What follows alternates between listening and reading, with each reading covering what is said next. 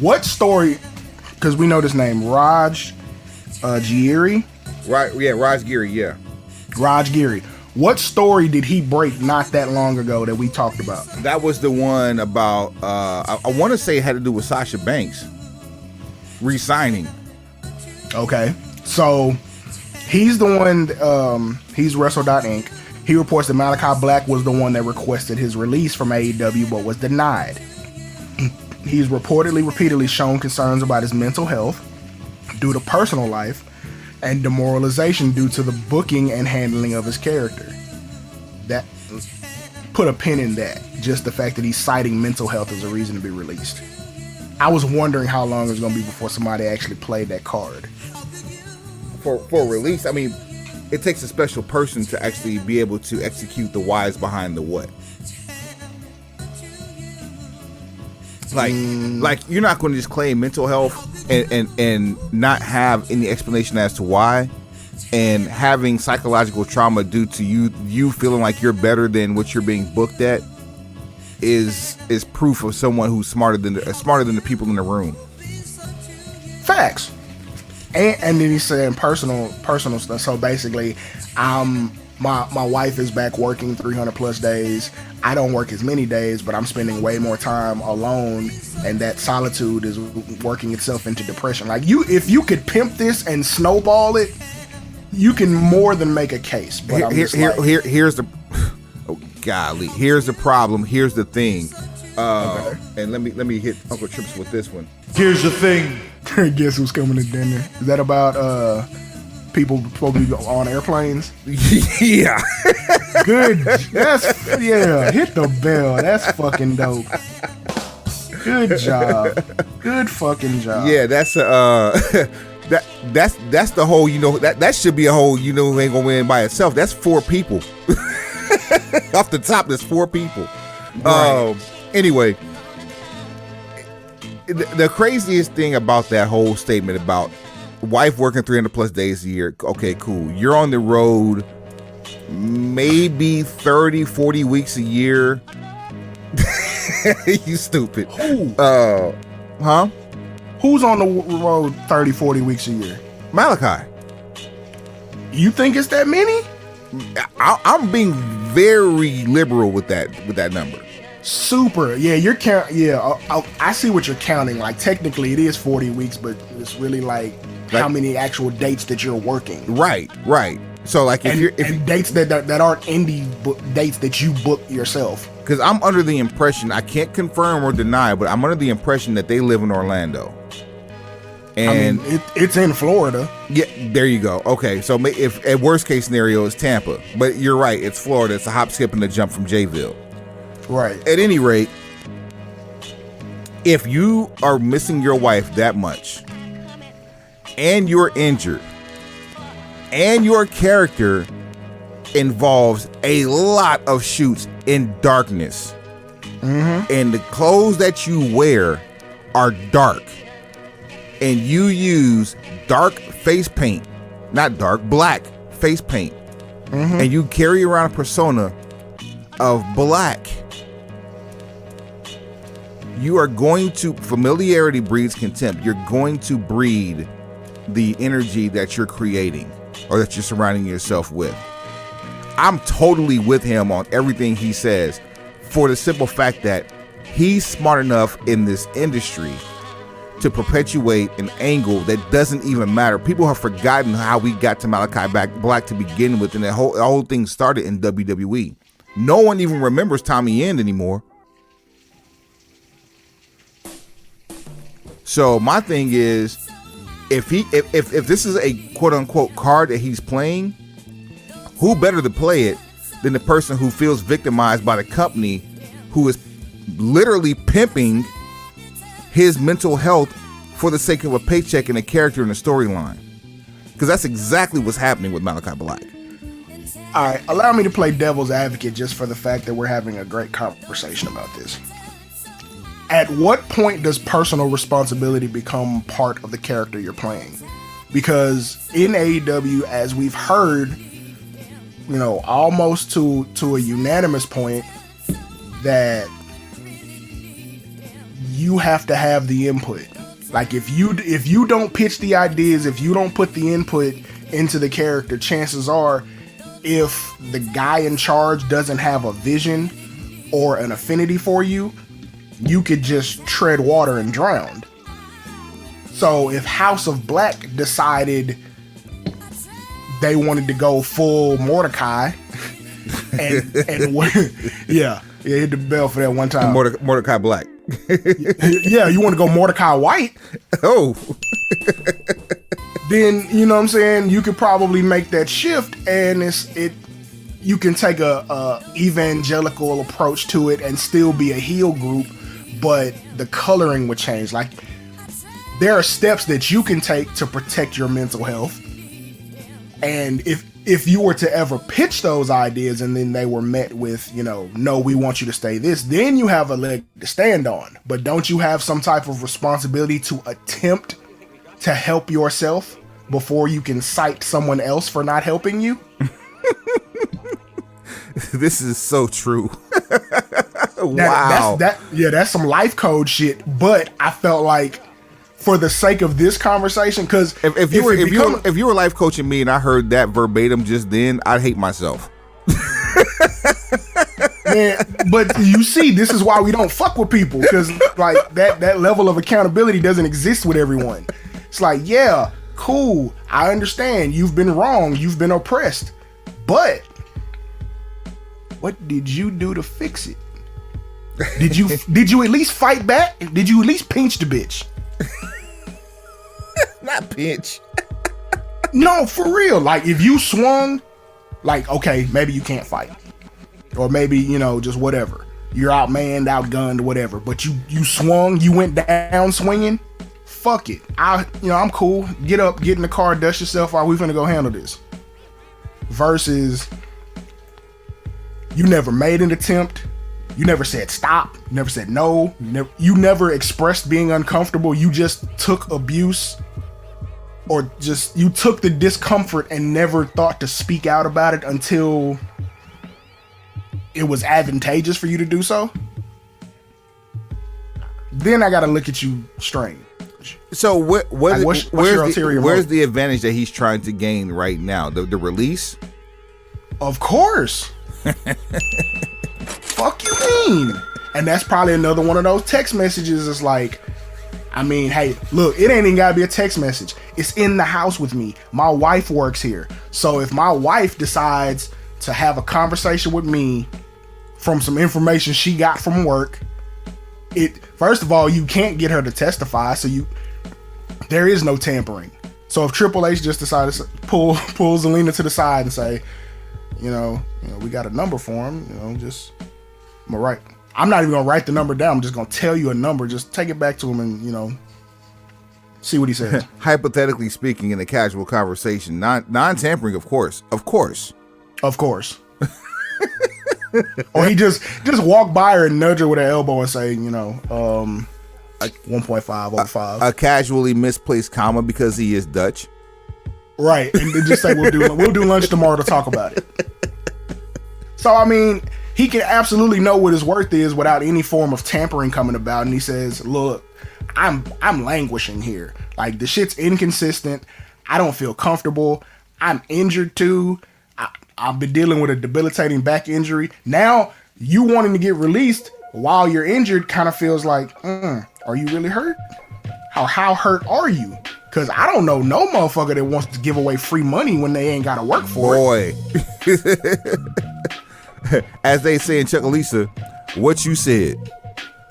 Down in the valley where the shit. You mean to tell me I done signed a 5-year deal, because that was the whole shit when last time Kanos went left. 5-year deal. And he caked up, so you gotta figure he making a $500,000.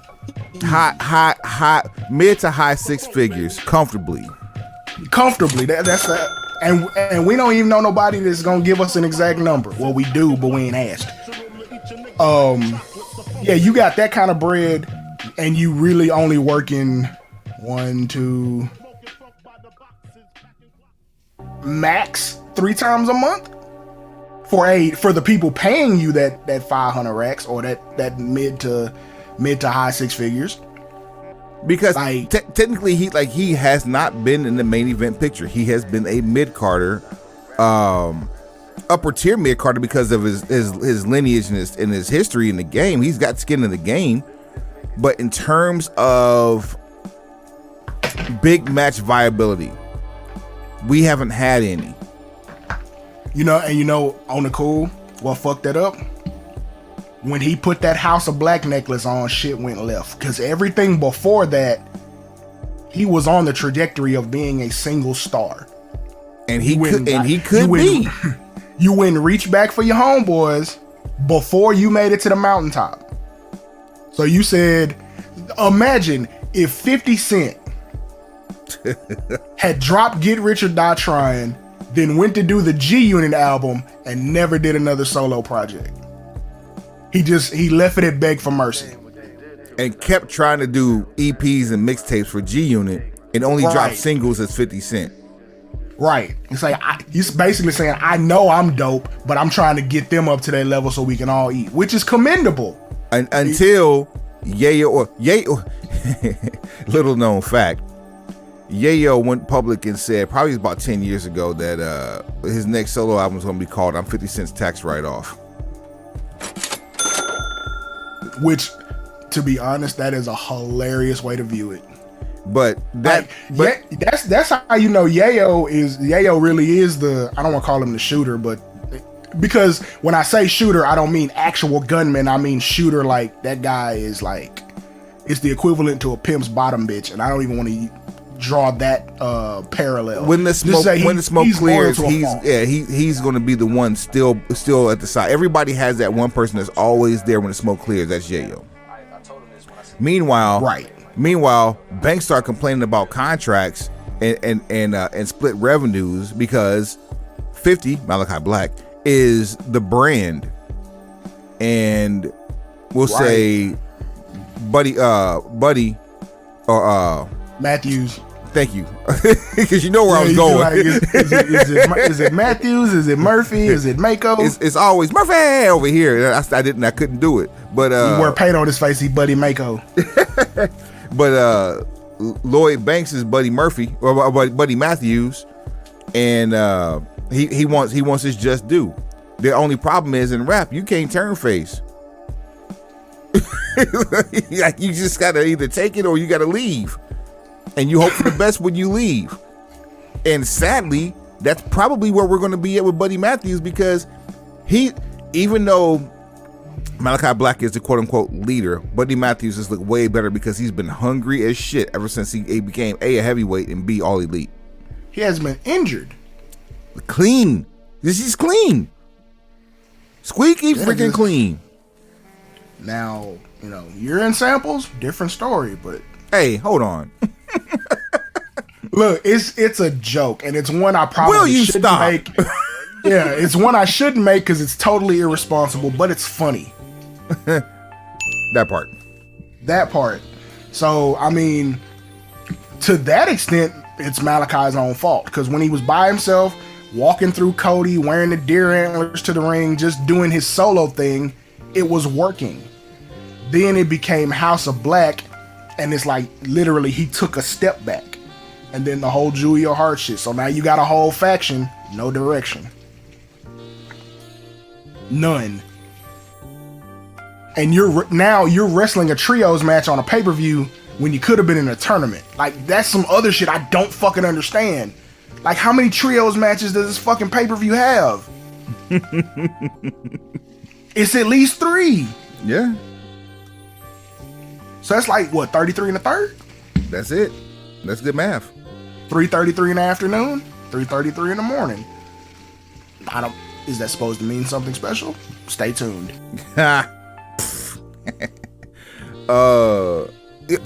Before we get too deep into this shit, let's do what we have to do to get this ball moving. Before that though, is he gonna get out this deal though? Because I'm interested to see what happens when Kanos has to deal with people who don't want to be there. So the first time we saw this situation happen post Cody was Luke Harper. Rest in peace, Mr. Brody Lee. Because if I recall, right after Cody left and Cody started his list, Luke Harper wanted to release because of how he was not being used. And this was, I want to say this is right after All Out or All In. Well, we get it from Stanford's point. We know what Stanford's going to do when people don't want to be there. No. Well, we know what Stanford has done. But I'll bring up Luke Harper specifically because this is the one, his contract situation was the one that was extended based on the amount of time that he was out for injury. And we've seen the petulance and the petty that is Tony Khan. Facts. I just wonder if Malachi Black is going to be a martyr for his bullshit. Well, that's the part I'm trying to figure out because I'm like, I'm going to say 85% no, he doesn't get out. I believe he doesn't get out either, but I'm saying it for this purpose. We've seen how AEW is able to get around certain criticisms because they're the alternative. So a lot of people jumped ship, tried to get out because they wanted to go to AEW because they wanted more freedom. Now, because of the things that are going on in the infrastructure, and you've seen a couple people leave, and I'm sure they've had stories to tell. How does Kanos handle it when they're not the favorite? They're not the new baby anymore. The new baby smell is gone. And the baby's ugly as shit. Right. Or the baby's just bad as fuck, which that's a horrible way to describe it, but the child is rambunctious. You said the baby's bad as fuck. Is the baby from Charlotte?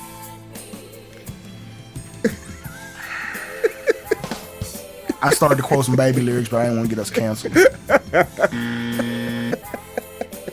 Oh, an update on that shit. If you didn't give it life, you can't kill it. That's my message to cancel culture. If you didn't give it life, you can't kill it. Okay. I'm sorry. But I just wonder because it's like they've always been looked at favorably when it comes to talent and acquisition / not fucking with them no more. But we've always seen these stories about how certain people who are not in a favorable light with Kanos, they kind of get played to the left. Like Chavo had his situation. Joey Janela had his situation. Marco Stunt felt some type of way. Hell, until about 3 weeks ago, I thought Sonny Kiss was missing in action. He's just missing on Mondays and Tuesdays. Hey, it's not my or relocated, depending on your perspective. Facts. So, who else? Oh, Big Swole's incident. Like, Sheeta when she came out. Like, Jonathan Gresham. Like, there's a list of people who have been handled less than favorably by Kanos because of his view on what they can bring the product. Less than favorably by whom? The audience of one. The guy who makes the checks and writes the script. The William Spielberg of this AEW shit. No, I started this All Elite Wrestling shit, and this the motherfucking thanks I get. Boy, fuck you. Now you're gonna try to use mental health to get out of a deal with me. Boy, fuck you. And if Kanos had boy, fuck you energy about this, I'd be totally okay with it. Cause I mean, y'all want everybody else to adhere to a contract. You don't want anybody else to maneuver their way in or out of a deal or feel as though they can remove themselves from a toxic situation.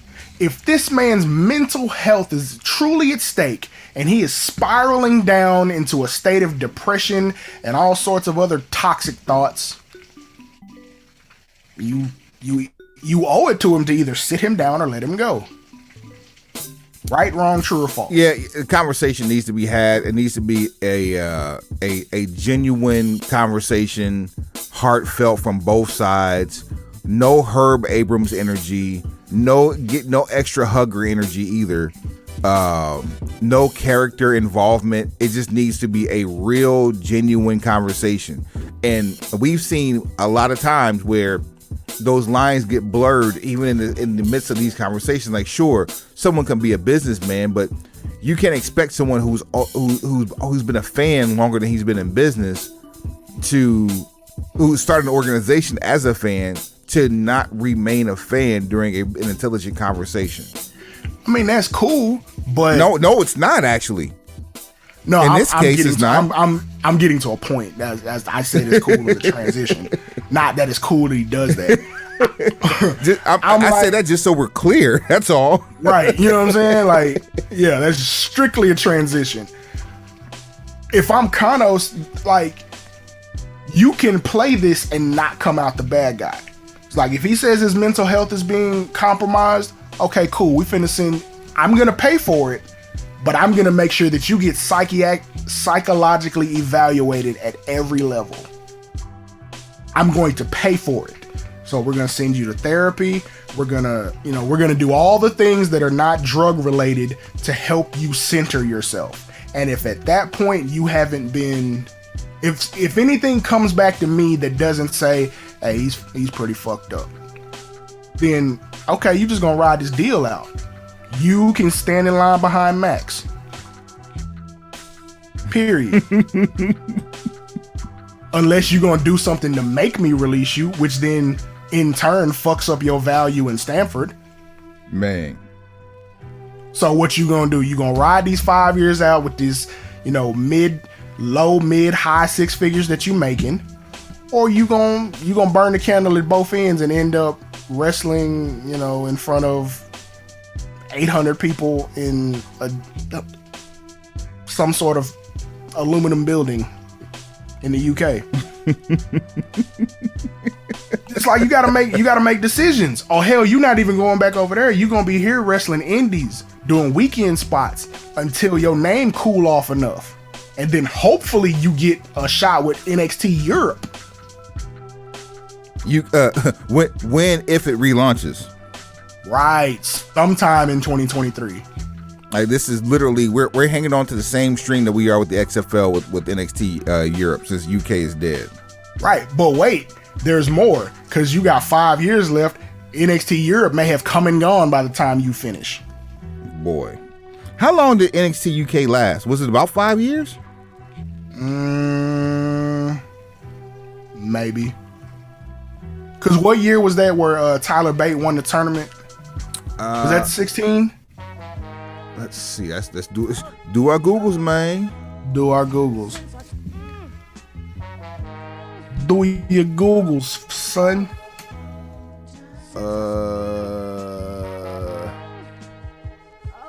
That wasn't Tyler Bate. You're talking about Jack Gallagher. Wasn't Jack Gallagher the first? Was it Tyler Bate? Yep. Huh. I can halfway remember who was in the final, but it was Pete Dunne. Okay. Yeah, I wasn't tripping. Yeah, Pete Dunne and Tyler Bate, because Pete Dunne, I think, was the second champion. No, I'm sorry, it was Tyler Bate and Trent Seven. No, wait, that's 2022. What the hell? It was Pete Dunne. 2017. Damn. Okay. Only 5 years. I was a year earlier. Yeah. But yeah. So you got a 5-year run out of that. So exactly, how much does the landscape change in 5 years? You went from having a viable UK developmental brand to that shit don't exist no more. Yeah, it's out of there.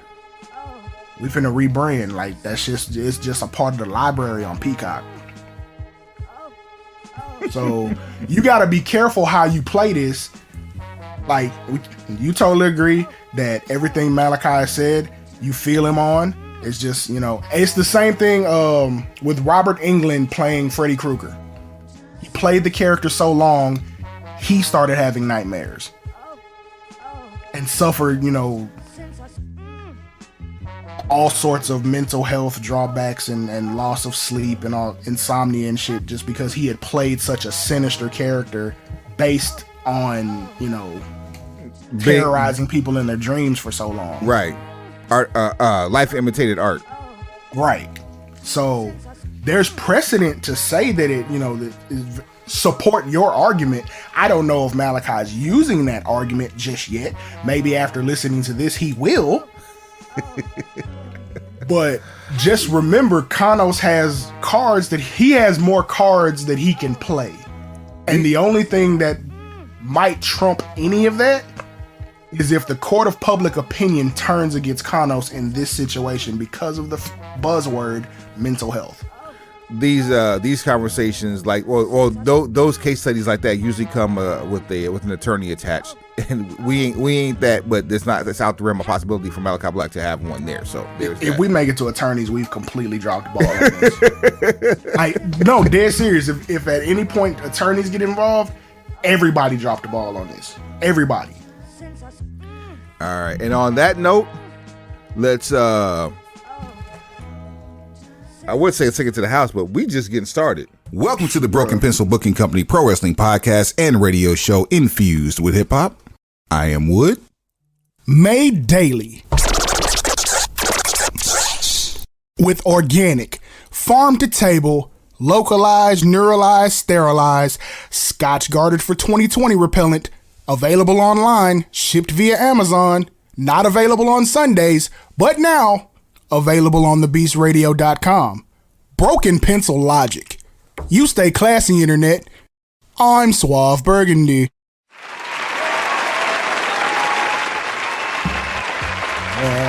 Yeah. If that was the pre-roll, imagine how loud the pack gonna hit.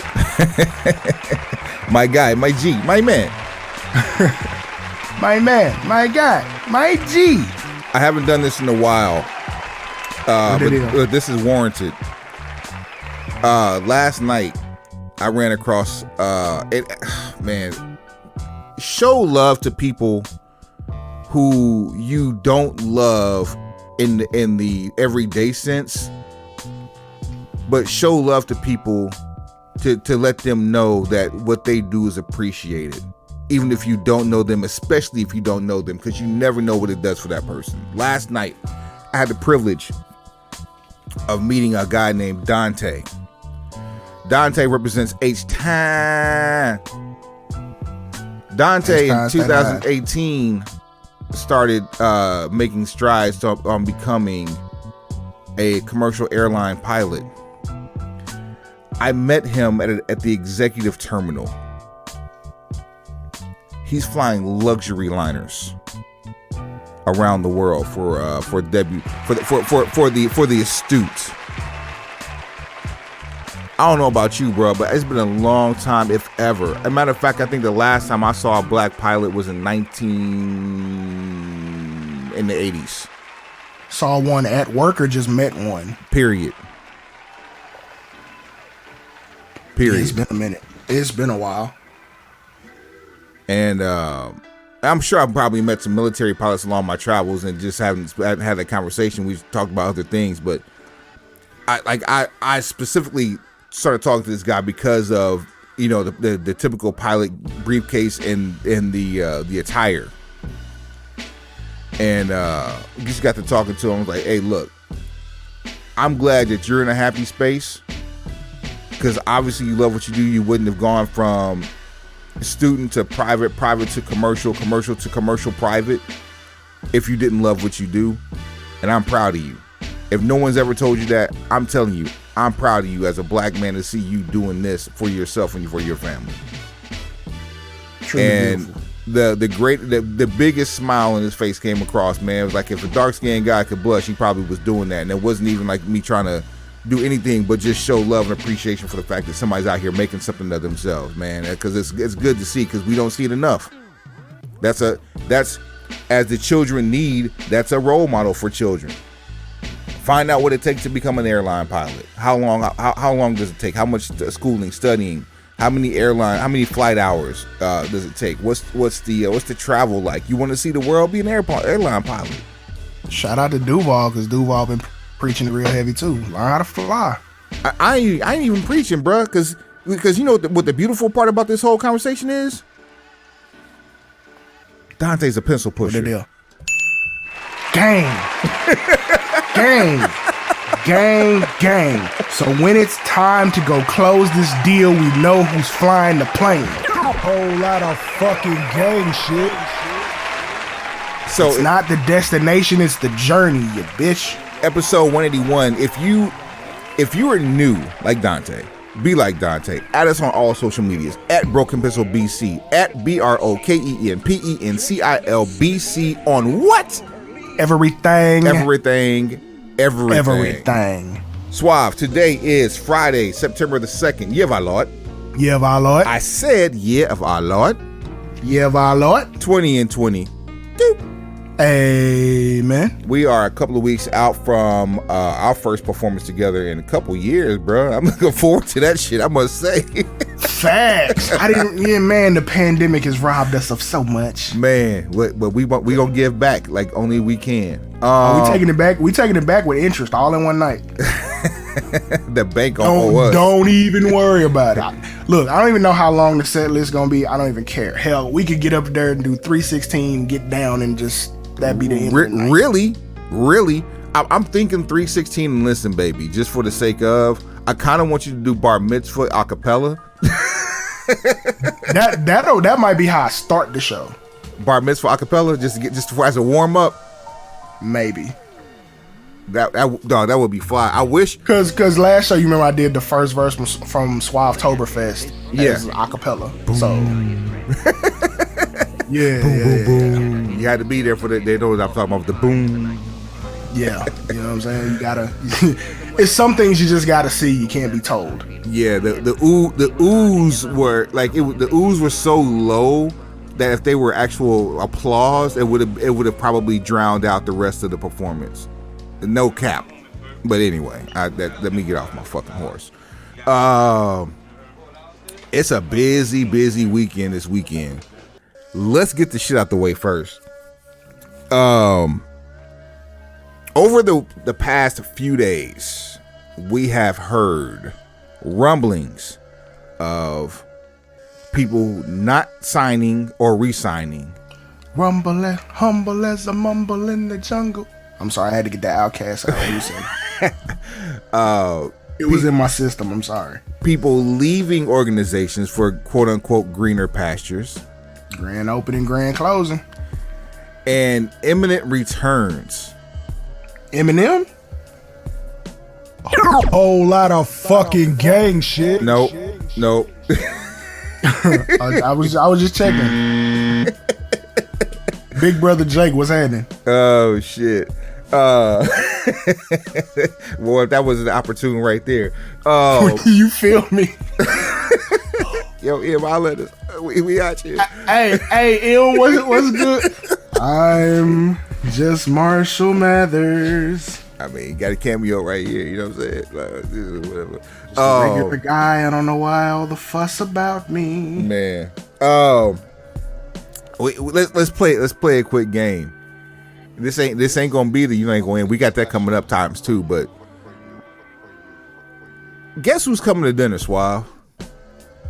Sidney Poitier. And more, no, and moreover, where are they going to eat? Raising Cane's.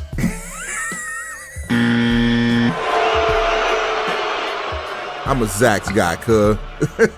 I mean, that's cool and all, but I've actually met Todd Graves, so I'm a little biased.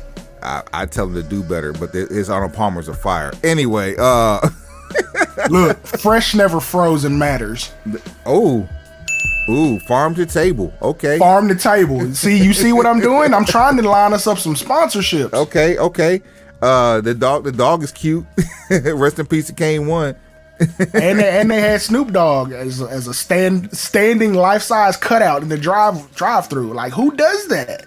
No. The kicker was Ice-T's Ice-T. That too. that did. You see what I'm saying? So like Todd Graves is hip hop. He's outside and up in this bitch simultaneously. So the next time I'm privileged enough to share that space with him, I'm gonna have that conversation. So let's talk about it. Guess who's coming to dinner, and where they sitting down to eat? I bet. Who is your daddy? What does he do? Let's start with the obvious. Sasha Banks and Naomi. Yeah, gang. They back. They're so we know they're going to WWE, but where are they sitting down at? They sitting down in Cardiff, or they sitting down on Monday Night Raw? Or are they sitting down tonight on SmackDown? I wouldn't blow it on SmackDown. I just wouldn't. I like that. The more opportune time to do it might be in Cardiff. Only because, well, okay. Uncle Trips has an agenda when it comes to expanding WWE globally. Here's the thing. So he's very, very much about expanding in the 7 continents, or the remaining continents. That they have shit. not If he can do touched. it, if he can figure out a way to do a show on Antarctica, if only as a one-time thing, I'm sure he would want to figure that shit out. If he can get to the moon in our lifetime, day one's gonna happen on the moon. But either way, like, I could see Cardiff. I could also see the idea that you need a ratings boost for Monday. But them debuting or re-debuting in Cardiff boost Monday's number anyway. Mm-hmm. So if I had to guess, and because this shit's at 11 o'clock in the morning, I'm gonna go with Cardiff. That's a whole other caveat. Well, no. It's 11 o'clock in the morning for us.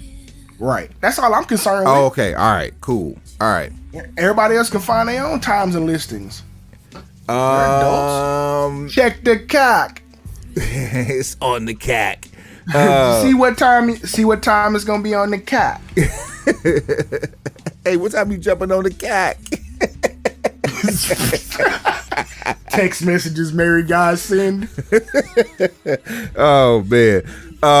Hey yo, babe, what time you jumping on the cat? It's like a New York newlyweds. Boston. From Boston. Oh my god. It's a wicked pisser on the cock. Yo. The next one. Wyndham Rotunda. We've been talking about this ad nauseum for over a year. Whether it be how bad he was squandered, where he should end up, what are they going to do with him? Is he coming back? I got a feeling, because too many of the wrong people are saying too many of the right things right now about him being in the air. Is he going to Chicago or is he going to Cardiff? Cardiff. If Kanos was gonna close that deal, he would have done it already. So either the asking price was too high, or the asking price was too high. I just want to see the list. I want to see the rider. I want to see what the list of demands were for Jacksonville. But he's definitely not going to be in Chicago. Yeah, like no. You waited too long. You had every opportunity. You could have pitched all sorts of shit. Like you had space and opportunity. Two things that people do not get in this space. And I really, time is the one commodity in the world that you cannot get back ever. I really hate that they had to keep that NXT belt, the Skittle, on Braun Breaker, simply because we can't get a first time back ever again. This was the first time back in 30 years. We can't get this ever again, and this was the opportune time to have an Intercontinental title match with Drew McIntyre versus Braun Breaker, in my opinion. I would have taken Drew versus Gunther, but either way, you could have did a 60-minute Iron Man match without even booking it as an Iron Man match. You could have did a Broadway and Carter with those two. If we keep it in a thigh out, I would have had SummerSlam in the UK for the 30-year anniversary of SummerSlam there, but which you can't do that again. Then there's that. Can't go backwards. All right, so we've got Wyndham Rotunda, Bray Wyatt, Cardiff. Yeah, Cardiff. We've got Bayomi, Cardiff. Who else do we have? Oh. This one isn't a matter of which table he's sitting at. It's just what day is he going to eat. What hour is he going to show up? I'm almost certain I know who this is. Whatever narrative was trying to be spun, Jonathan Strowman. That shit's out of there. Yeah, fuck your narrative. Your narrative don't pay like this one. Price just went up. Speaking of narrative and how to control it, the founder might be the next on the list. I'm getting there. I'm getting there. Handle your business. But in the case of Jonathan Strowman, you're just picking which hour of Raw he's going to show up on. Who he's going to kick the shit out of. All right, so he's not going to be in Cardiff. We have that under wraps, right? No Cardiff, right? It might be overkill to do that many returns in one show.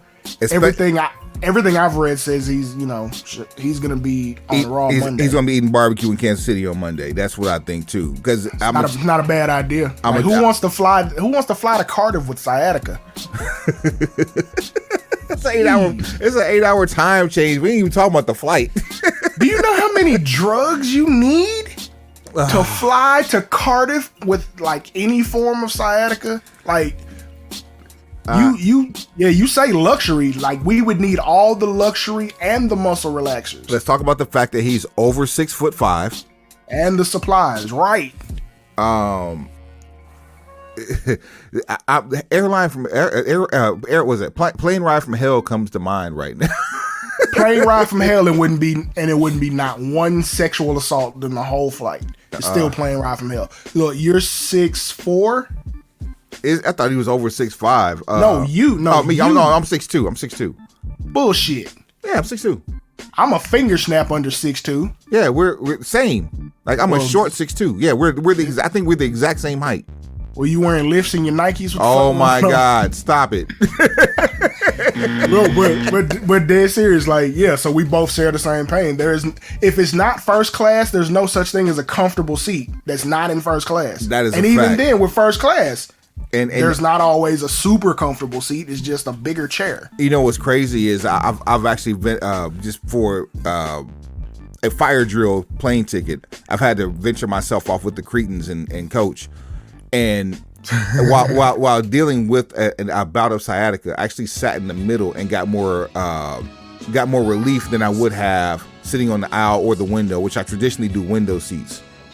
But I actually got more relief in the middle than I would have in any other two. So I'm not saying it's going to be a regular occurrence. I just need to get myself together. But yeah, see, when a lot of times when people are booking your transportation, you end up flying economy, and that is one of those things like you have to mentally prepare yourself. It's like, fuck, this is gonna be 4 hours or it's a 2-hour flight. Anything more than 4, I'm probably just gonna buy the upgrade. That's an additional hour that I need at the airport just for mental stability. That's just me. Like if my flight leaves at say 2 and they want me there at 12:30, I'm going to be there at 11:30 just so I can prepare for the fact that I'm with the Cretans. See, I gotta start being better about that. Like, cause when I see 2 o'clock, I think getting there at 1 is more than enough time. But because of the story we told a couple weeks back about my travel woes, I am going to be a better person going forward about being there stupid early. Cause yeah, what happened can't happen to me ever again. There's that. So Kansas City for Braun Strowman after some Gates or some Oklahoma Joes. Honestly, you know who he needs to be up against? Because right now he has absolutely nothing. Bobby Lashley. That's what I actually was gonna say. Like if he was in Cardiff, but hell, the same shit works on Raw in Kansas City. whatever Bobby Lashley does on Monday, Braun Strowman needs to jump him afterwards. And then, bam, off to the races. Pause. Like, it's not even a pause statement. It's more like an uncomfortable, like, because of certain things we've heard said, the control your narrative version of Adam Shear attacking Bobby Lashley as U.S. champion. Oh boy, is fucking. That's a better narrative than anything you've done since you left. And you want to get MVP back involved? That's how you do it, fam. Hold on. Hey, look, trips for a nominal fee. Soon to be a phenomenal fee. We will slice off some of this broken pencil knowledge and put it on your plate. Oh shit! Hey, peep this. I got some really fucking crazy for you. Remember how we were just talking about the founder might be next on the list to get recruited? I was gonna say what table? Why don't we do a joint venture? Like, you can keep the name Control Your Narrative, but I want you to bring the clique to Monday Night Raw. We gonna do what Retribution should have been. I would love to see specifically the figureheads, which would be Adam Shear, EC3, Dante Smiley. Whole lot of fucking gang shit. And we get gang on fucking Monday night. You see what I'm saying? You see? And go put Ali in there so we can finally do New America. New America, yeah. Come on, man. Look, this shit write itself. Well, it don't, because we writing it. We super active with it. We writing this shit, but you can't write this. Ever. As I'm sitting here about to trick off the bag, I just noticed I was down to 2% on my laptop and didn't have anything plugged in. Oh, you out here living dangerous as fuck, huh? Oh boy, outside. Yeesh. So if we come back and sound different during this show, you know why. There it is. All right, there we go. Now pause for station identification and restart the laptop. I'm about to say this, if this bitch crashed while we're recording, it's gonna be a whole hell of a problem. Woof. All right. Anyway. All right. So we got who else on the dinner list? Anybody else? Let me see here. There was one more. Oh, Good Brothers. Good Brothers on the dinner list. They eating sushi in Japan. And personally, this is just personally, I haven't talked to anyone who knows anything specifically. I feel like this was a fumble. But the Impact deal was a fumble? No. So apparently,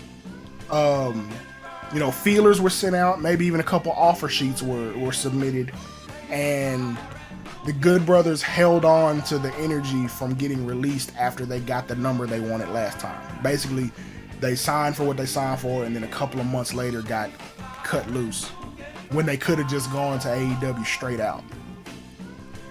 Which, I mean, not for nothing. I mean, they didn't show up at AEW for free. I'm sure they got per dates. Per day paydays. Yeah, nothing about it was free, but Kanos he instituted a talent swap to get who he wanted, and somebody else was footing the bill. Pimpery. You know what I'm saying? Yeah, Kanos ain't stupid. Like, that's far from the truth. Yeah, that was pretty exquisite. A nice piece of talent picking, if you will. Factual. Top produce. But what I'm saying is, if Stanford wanted to bring them back at a similar number, so they can kick it with Uncle Allen again, because Uncle Allen is just kind of showing up on TV, wrestling with no real direction as of right now. That may have been a better play if your only other options are going to play Civil War Elite members during whatever it is they have going on right now, or going back to Japan, working a couple of dates and cutting, sketchy promos after all their matches. It's like, because you can't go back and feud with Tama Tonga and Tonga Loa, because Tama Tonga's on a singles run right now. And you see what I'm saying? Like your well is drying up, so it might be in your best interest to just take that bag for however long it lasts. At worst case scenario, let's say you sign and you say, well, okay, instead of giving us 5 years, we want 2 with a 3rd year option, but we want everything guaranteed. Like, negotiate. Fucking negotiate. Like, I'm sure they offered you a 5-year deal, north of 6 figures each. Just, I mean, say we'll take half the time at the same money, fully guaranteed. 2 years, you can have us do whatever you want to. 3rd year option, you know, if we opt in for like an extra $250 each. So say you're giving us 500, you're gonna guarantee us 500 first 2 years. If we get hot or whatever happens and you want us to stay, we need $750 for that last year. Yeah. Each. You know what I'm saying? And it's Uncle Trip, so y'all have a better relationship than you had with the previous regime. Because normally I would absolutely be 100% in favor of boy fuck you energy. You know, when you look, go ahead. Oh, go ahead. I was gonna say I'd actually be in favor of Chad Too Bad and Tex Ferguson actually signing with NXT for a 90-day deal. Cool. All of the above. You know what I'm saying? Y'all can do all, like, and I mean everything. Yeah, go ahead. Oh, go ahead. Go ahead. You got everything short of dick jokes. You can have all the fun you want to. Like, everything short of racial slurs and dick jokes or anything that'll get us canceled as a product, you can do whatever you want. You can hang out with Uncle Allen. Y'all can kick off the BC again. We can rename this shit. We ain't got to call it the BC or the OC or whatever the fuck. Like, do you whatever you want to. Do you realize that they are this generation's Edge and Christian and they have nothing tapped about that potential? Like, remember the Edge and Christian show that totally reeks of awesomeness?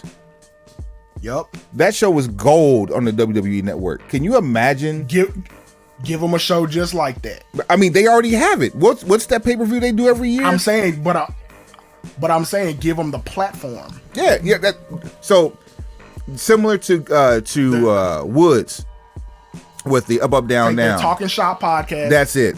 Talking Shop. Yeah. Talking Shop podcast, and then produce it, turn it into basically real show content.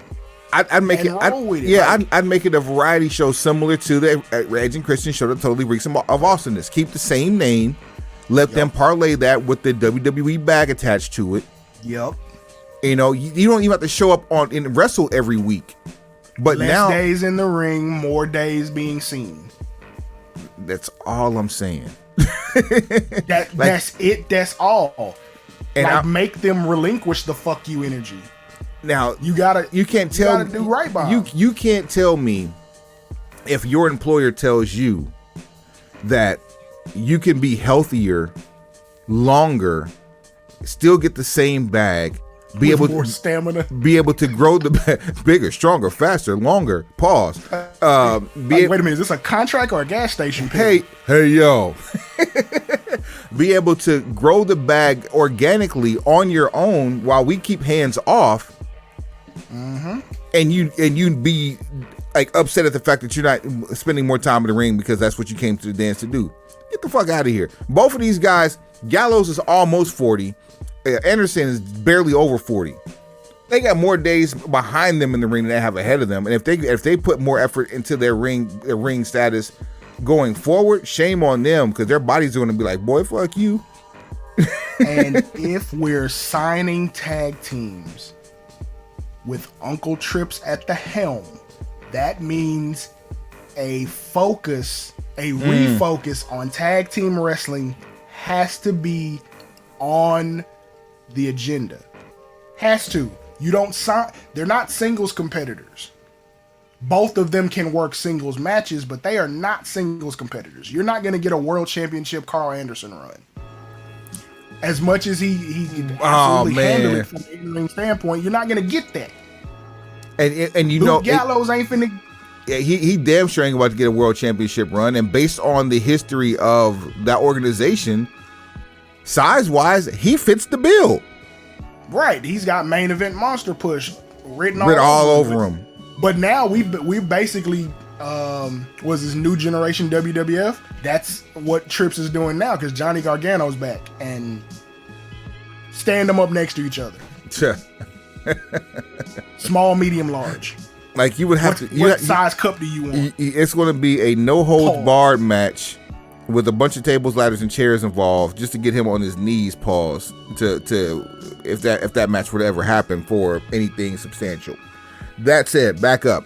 We have Gallows, Anderson, Sure, EC3, which we haven't decided where he's going yet, but we think the narrative. We think the pencil gets taken away from the narrative. Wyndham Rotunda, Bayomi, and is that it? I got one for you that probably wasn't on the list though. Well, no, I have one more too. It's probably going to be the same person, but if it's not, I'll come back with him. All right, shoot. Go ahead. No, you go ahead.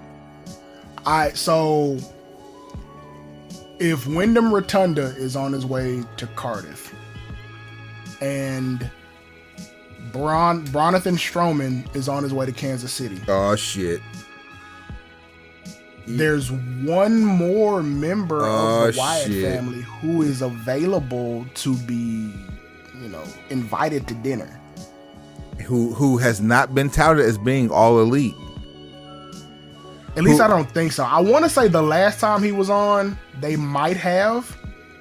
But again, I don't even know what that means anymore. All elite means that a contract has been signed. Yeah, but you know how that go too. But we have not seen Eric Redbeard, aka Eric Rowan, listed as someone who is a signed talent, although we've seen him do spot dates for AEW. And I will say this, he looks much better now than he did about a year ago, physically. I felt like his last spot date, I saw something about him being all elite. But again, I could be wrong.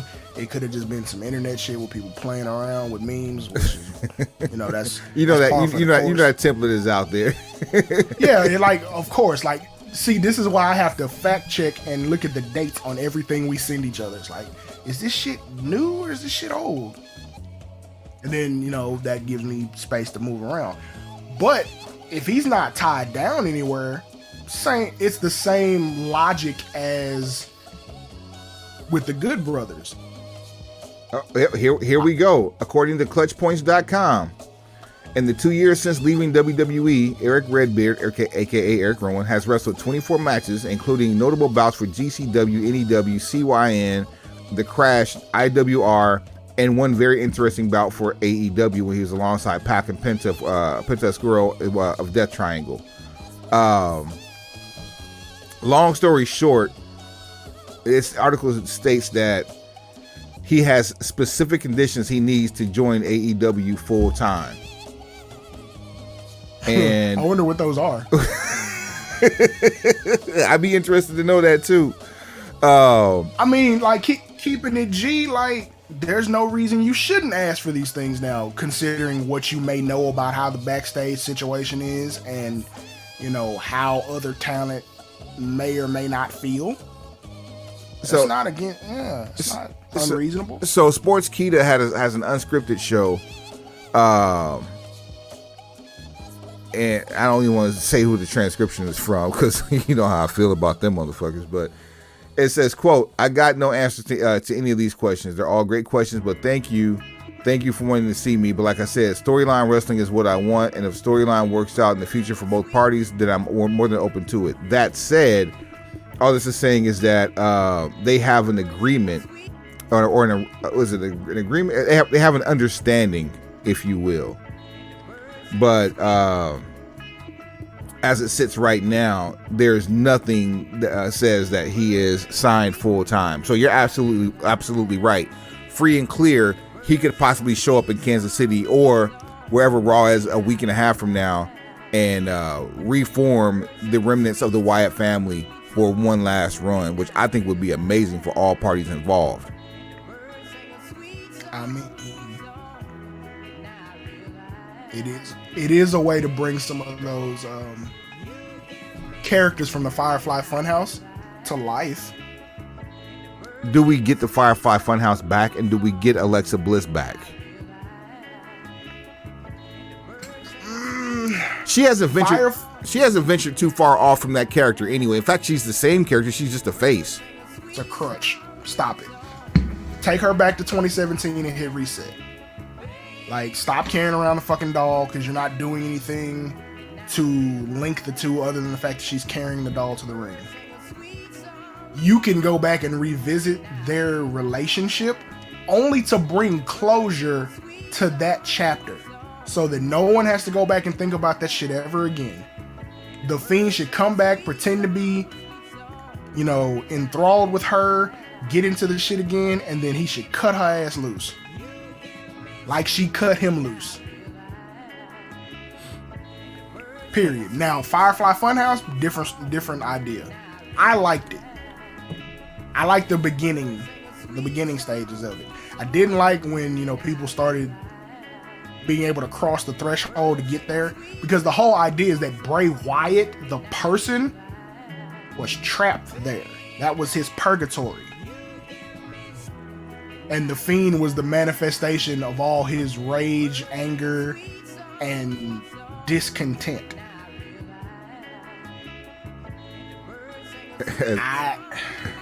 I saw it for what it was. I understood it, so I like it.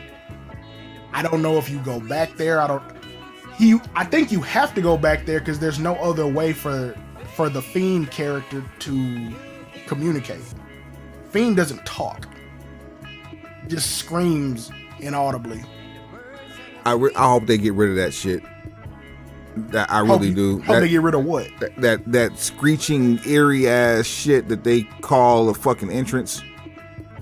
Oh no, his entrance was GOAT level. It's that shit they were doing.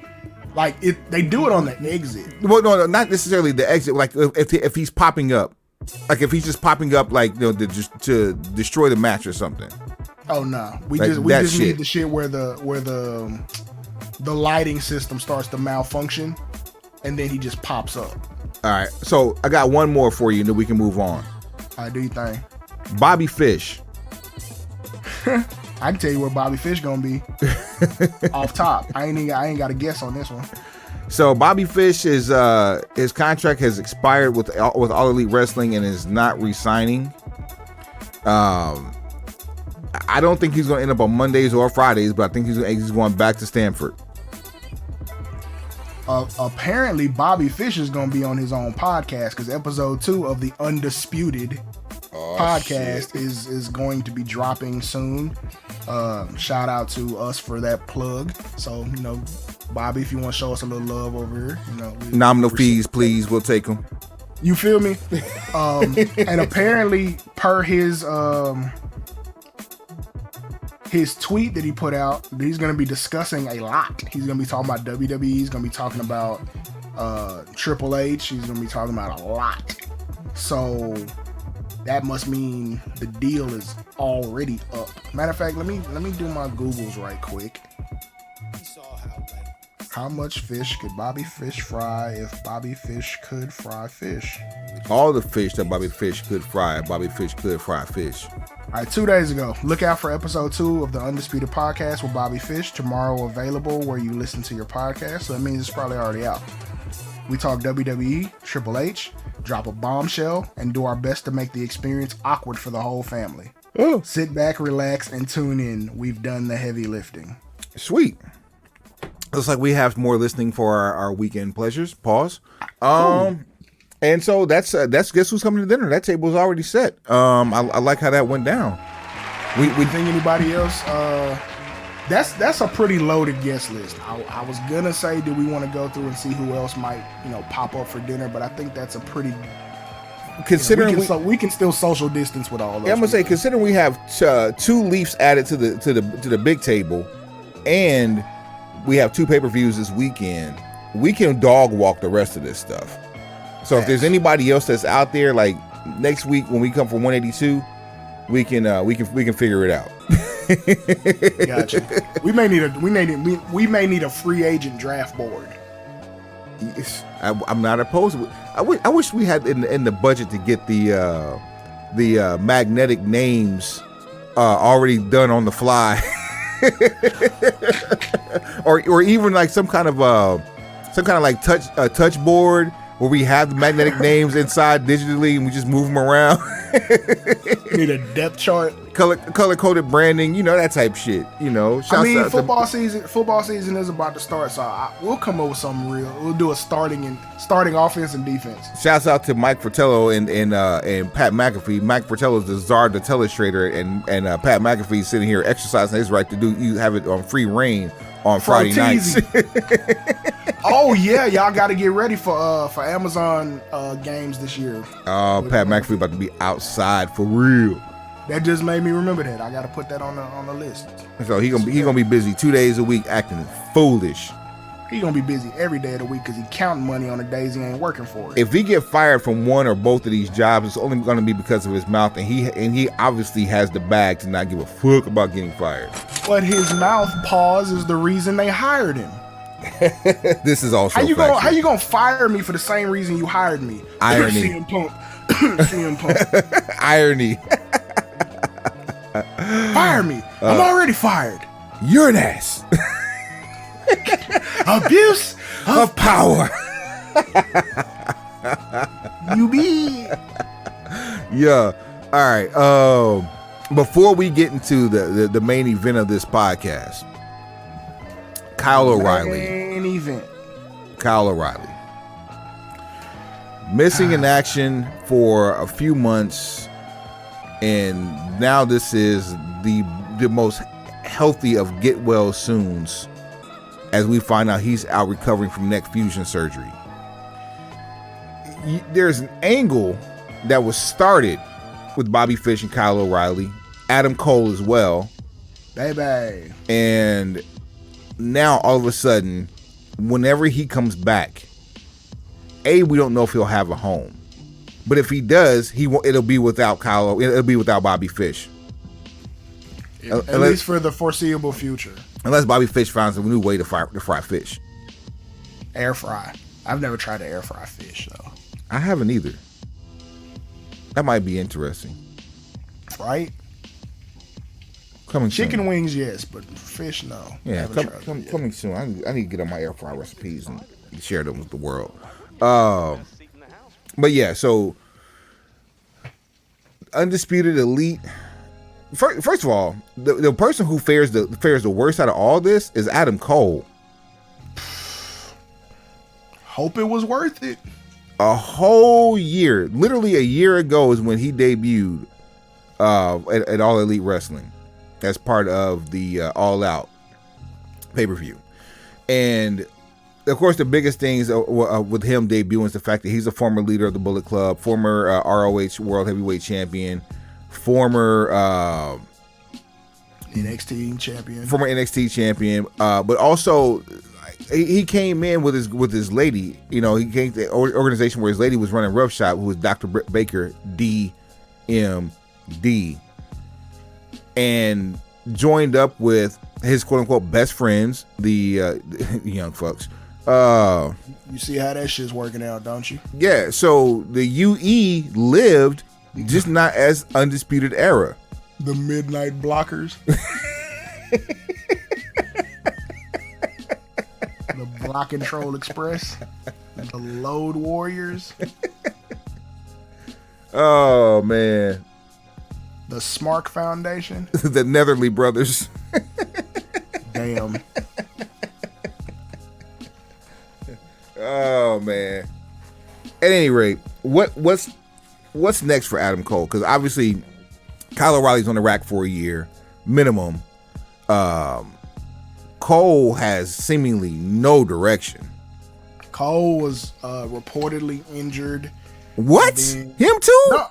No, he was injured back when everybody else was. Oh, I don't know how serious it was, but look, for Kyle O'Reilly to have had neck fusion in June, like, that makes me feel really strange about the shit that happened when the Young Bucks got, basically air quotes turned on. I didn't realize that. I'm like, hey, I don't give a damn what you had done. Like, that's pretty soon to be fucking around, especially when it's neck. But neither here nor there. I'm sure Kanos had it under control. I'm sure he would have paid whatever he had to pay if something had gone wrong. So if everybody consented to it, great. But yeah. So Cole he's gonna have to take this time and do a couple of things. He's gonna have to address his physical health. That's first and foremost. Keep his mental health intact. And then really think about what he wants his role to be in AEW when he comes back. Because at this point, you're in the same boat with Malachi Black. You've got a lengthy, extended contract, making good money, hanging with your friends. You here, so you got to make the best of it. I would assume the best of it equals something involving him and Britt Baker being a package deal. Think of them as like the antithesis of Macho Man and Elizabeth. Okay. Just, yeah, like think more so, yeah, make them the antithesis. Like, just do something, because both of them are floundering when at one point they were the most popular. She was the most popular woman in the company. He was the most popular acquisition. But it doesn't seem as though either one of them have direction. So maybe if they come together, come up with a unified direction, that would do a lot to get them where they're trying to go. This just begs so many fucking questions. That's where I was getting. I know you got a bunch. A bunch of them. Like, okay, Pete, if you know Bobby Fish is either on a short-term deal or potentially unhappy with how things are going, and then Kyle O'Reilly's had, neck fusion surgery in early June, Cole's been injured, why would you go forward in a Young Bucks air quotes face turn so that they can be a part of this trios tournament, knowing you can't get a payoff on the story in the beginning?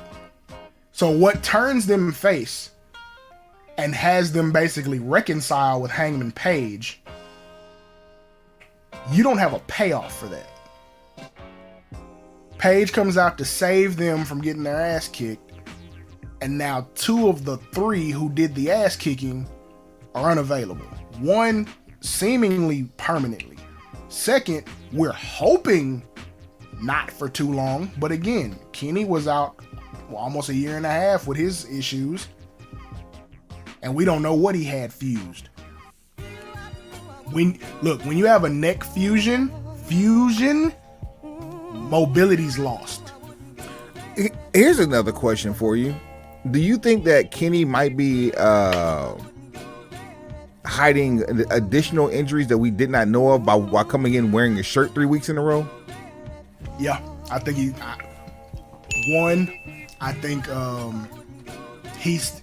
might be going through the process of figuring out how to adapt his style to his new new normal. Yeah. Right. How to work around his new normal. And then I would hope this isn't the case, because people, if you know you're coming back, you're gonna do the physical aesthetics part. You're gonna do that in preparation. But wearing a shirt could just be a situation where, like, hey, I'm trying to get my body back right. Yeah, back in tip top shape that I'm known for. Yeah, I'm trying to do a 30-day makeover type shit. There you go. I'm trying to get back into video game body. Because we know the internet is undefeated. You saw, look, the internet made Chris Jericho get his shit together, body type wise. They were like, no, fuck it. I don't care how old you are. You don't get on TV looking like this. And Kenny doesn't really have a lot of ground to give, because as we've seen from Will Ospreay, there's an updated software version of Kenny Omega out here floating. There's Kenny with different firmware. So chill with all that great GOAT talk. There's other situations. Plus, look, we'll get to Seth later, but Seth is the mountaintop for that. You ever play Mortal Kombat? You ever play Mortal Kombat? The guy at the top of the totem pole, that's Seth Rollins. he's the last guy. You working your way up that hole. Oh man. All right. So Shang Tsung, that's Seth Rollins. So yeah, I don't understand why you do that. Well, I do understand why you do it, because you ducking FTR like stray bullets. Boy, that's what this is really about. Listen, like, is it? I'm going out on a limb here, and right now I'm saying I'm going out on a limb because in 3 months it won't be so bad. Is it so far-fetched that we're here we are in 2022 and we're looking at one of the greatest tag teams in the history of the game, who only has a total of 7 tag team title reigns against across organizations to this point, having just completely wrapped up tag team of the year, tag team match of the year, and singles match of the year, with the same people involved in all 3? I mean, what you want me to say? Whoa! What did you just send me? Yo! Some shit you don't need to read till we get done with this. I'm not gonna do you like you did me last week and had. Well, no, I am. I don't need you to open that until it's actually time for us to go through it. Too late. Cause I want your real-time reaction. Fuck! I'm not nosy. You nosy bastard. Well, just hold what you got. Hold what you got till we finish this, and then that can be the next thing we jump to. But I saw it and immediately said this has to be included. Oh man! All right, let's do this. But since motherfuckers out here ducking FTR, I mean, I'm giving everybody all the smoke. Because you basically said we're gonna drop the tag titles to avoid having to give FTR the crowning achievement W that they worked for, because you don't want to do good business. Like, let's keep it real. A winner take all match between FTR and the Block Control Express, for as much as I can't stand to watch them, would have been pay-per-view quality. You would have bought the pay-per-view just to see that. Man. Because FTR ain't gonna let you do all that same bullshit you do in other matches. They're gonna have you wrestle more of a traditional tag team style. You'll get a chance to do all your high spots, but you won't just be in that bitch tornado tagging for 3/4 of the match. And let me tell you something. As much as Cash Wheeler has had remnants of Bobby Eaton, he's been far more Dennis Condrey these last few weeks. I don't know what the hell pissed him off, but he ain't happy right now. Because because motherfuckers is getting left off video games.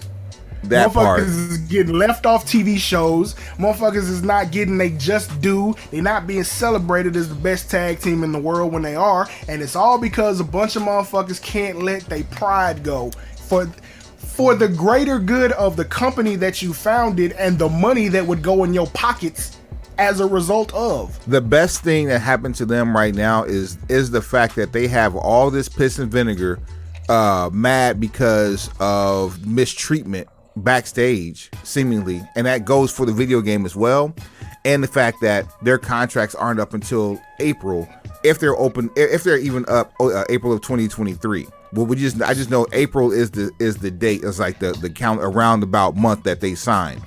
That said, better fuck around and find out before you fuck around and find out. I was gonna say, that said, you still have Wardlow out here acting foolish with the TNT title. You have FTR with every goddamn tag belt known to man, and there's one person missing, and I got a feeling he's coming to dinner on fucking Sunday. There's only one man who can save these ratings. So you gonna need to pull that Burberry rabbit out of that fucking hat, Mr. Magician Man. But I mean, no, I know I give them a lot of shit, but seriously, would that not have been a better situation to have FTR versus the Young Bucks 3, since they have one win apiece, winner take all for all the championships. Where's the best place to do that at? Do you want to do that at All Out? Absolutely, because people have to pay to see it. That is, that is one of their top two pay. That's one of their, because they only have 2 flagship pay-per-views. They have what, 4 or 6 per year? 4. They have 4 pay-per-views per year. They have 2 flagships, All Out and Double or Nothing.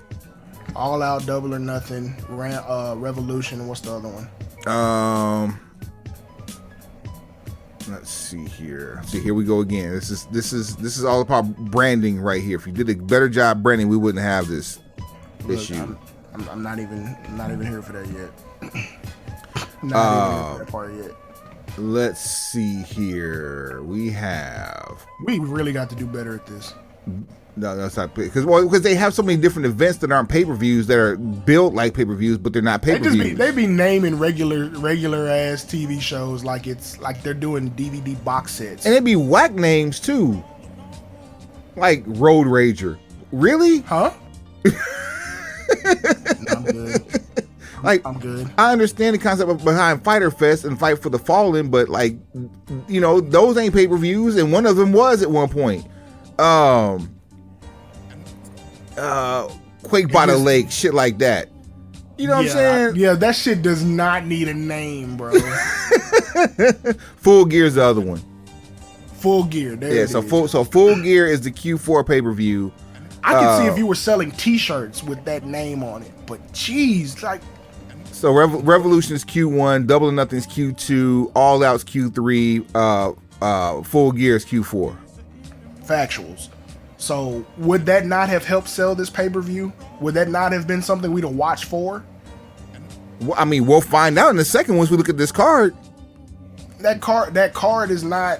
That card, it doesn't have the match that I'm talking about. FTR versus Young Bucks winner take all. Now that's what I'm saying. If we look at this card, would that match added to this card or replacing a match on the card be something that turned the corner on buys? Because I tell you right now, the answer is yes. I can tell you right now the answer is yes too, simply because I don't even know what the full card is, and this is the first AEW pay-per-view I've contemplated not buying since its inception. Actual factuals. So no cap. That said, let's do what we do best, shall we? Run it. Hey. You know who ain't gon' win. You know who ain't gon' win. You know who ain't gon' win. You say that bitch again. I know who ain't gon' win. You know who ain't gon' win. You know who ain't gon' win. We say that bitch again. I want 1, 2, 3. Get your tail out. I want 1, 2, 3. Get the fuck on. 1, 2, 3. Get your tail out. I want 1, 2, 3. Get the fuck on. Yeah, man. This is what we do.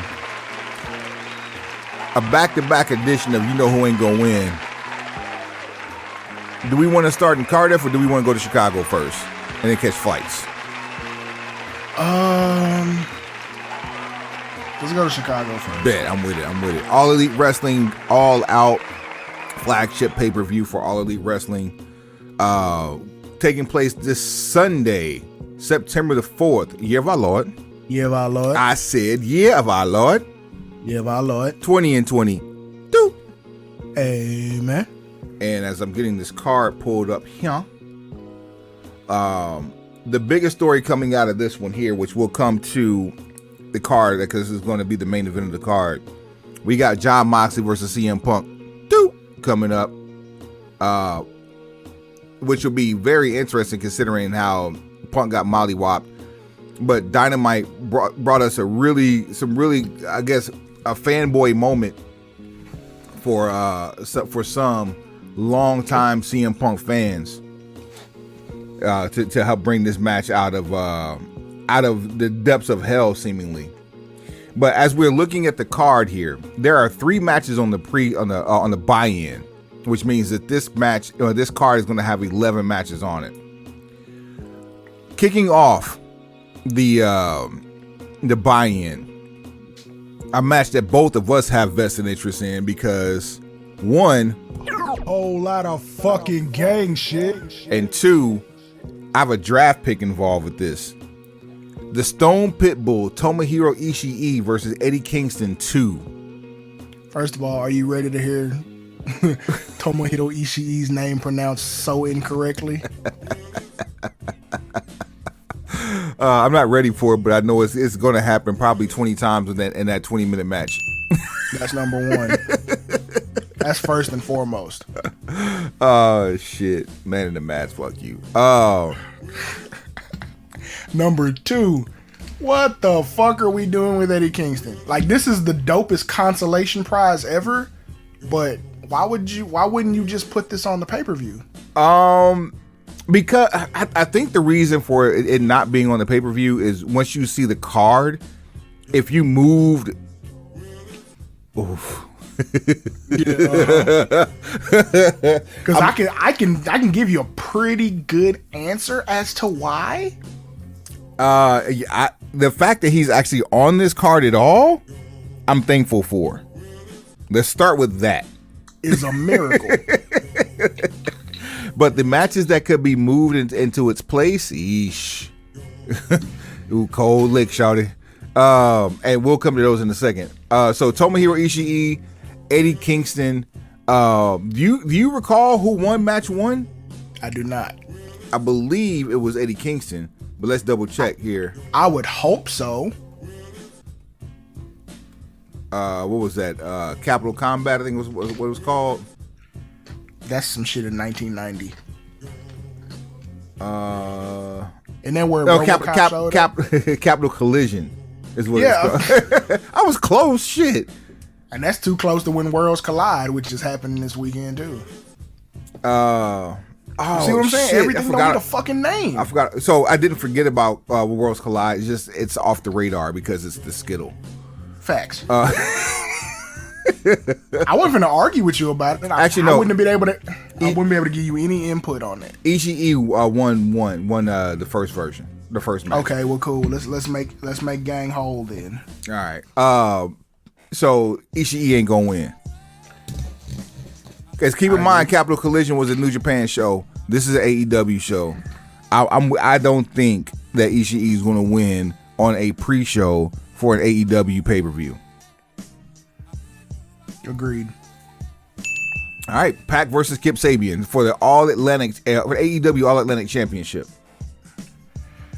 The man with the box on his head should get his ass thoroughly kicked. Thank you for coming. Accept anything other than. Thank you for coming, Kip Sabian. But Pac is defending this belt all over the Atlantic, and you ain't that. So you out of here. Grand opening, grand closing. For the FTW Championship, Hook, your champion, versus Angelo Parker of the Jericho Jackass Foundation or Society. Do you really think Hook's gonna lose his first title defense? Nope, not at all. Hook, thank you for coming, but Angelo Parker, you ain't gonna win. Hook might not lose till this time next year if they do it right. Because we know they can space some shit out. Hell, Jade Cargill has had what, 36, 38 matches in 4 years. I'm putting cap on that, but you know. They need to put cap on them numbers. That's what, but they can't without doing house shows though. Shit, those 2 days, man. Whatever. Anyway, you got 4 shows a week times 52 weeks. Bryan Danielson versus Chris Jericho kicks off the pay-per-view. You know who ain't gonna win? I can tell you who ain't gonna win this one. Me. Wait, why? Oh, because I know why. Because I have to suffer through the power of Jericho. This is facts. I don't want to go to a wizard convention. And I don't want to see a fireball. Chris Jericho, you ain't gonna win. Fuck your society. If I see a fucking fireball thrown at the best wrestler in the world, I may turn it off.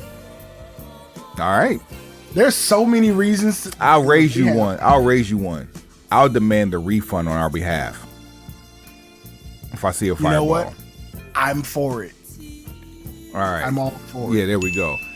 For the AEW Interim Women's Championship, Toni Storm versus Jamie Hayter versus Hikaru Shida versus Dr. Britt Baker, DMD. There is only one answer here, and I got a feeling that the answer that we give is going to be the exact opposite of what we get.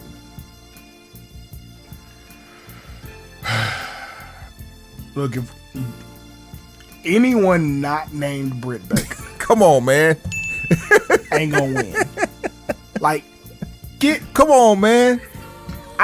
What did I say when they decided to take the belt off of her? What are you doing? What are you doing? Who is your daddy, and what does he do? Like, what do you have a plan? Do you have a plan for what to do with her afterwards? Of all of these names, the only one that has been consistent with AEW in the women's title picture since day one, who has been pushed far away from that title picture, even though she is a former champion, has been Dr. Britt Baker, DMD. CM Punk named her as a pillar, even though it was a tongue-in-cheek, storyline jab at MJF. It wasn't untrue. No, she could, just like the Mount Rushmore added a fifth head. If you're going to add a fifth head, you can put her there. In fact, you can replace number 4 with her, and then find another 5th one. Straight up. Don't fuck this up. You got one shot to get this right. You can make her a Hall of Famer with this match. I ain't gonna go that far. No. The rest of her career and the viability of the rest of her career, especially as it relates to AEW, rides on the outcome of this match, in my opinion. But that's a lot of pressure now. Now you really gonna fuck it up. You know what I think is gonna happen though? What's gonna happen? They gonna jump the shark and put Tony Storm in spot there. Good God, don't do that. I mean, sweet Jesus, don't do that. That's what I smell. I don't see Hayter or Sheeta coming out of this. But anyway, Jamie Hayter would be cool only because you could start a story with Britt Baker. She's a dark horse too. She's definitely the dark horse of this because Sheeta's been to the mountaintop before. Then there's that. So yeah. Britt Baker's the answer here, though. Yep. And you can still do the Jamie Hayter story, and they can feud because Britt Baker steals the pin from Jamie Hayter. There we go. House of Black versus YFN, Darby, Sting, and Miro for the 6-man or in a 6-man match. Trios, if you will. Mental health is on the line here. Who ain't gonna win? Miro's push. Oof. We are a long way from TNT champion Miro. Looking for 3. Looking for motherfucking 3. Oh my God. Know who else ain't gonna win? Darby Allin's push. Do you realize we're a year removed from him main eventing the same pay-per-view? Yep. With CM Punk? He is the only person that CM Punk has been in the ring with during his run that didn't benefit from it. Well, wow. Afterwards. He's the only one. Well, no, there's two. Who? Paige didn't benefit afterwards. Man, people are talking about Paige more now than they did before he became champion. But he still ain't doing shit. Like, he's literally doing nothing. That's for his own pissy ass reasons. That ain't got shit to do with me. Can't blame CM Punk for that. Yeah, you got a great world title match. And obviously, you took matters into your own hands, or was scripted for you to take into your own hands afterwards. And now people are mentioning you more now while not wrestling than they had been talking about you when you were. So, I mean, there's that. So, like I said, the only person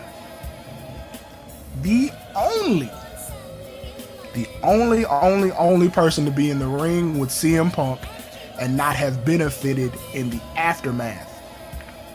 Will Hobbs wrestled CM Punk, ended up doing a body transformation. Now he's a single star. MJF had a classic feud.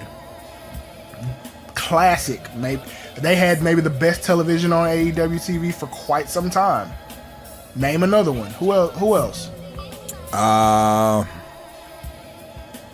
Let's see. Hobbs. Eddie Kingston.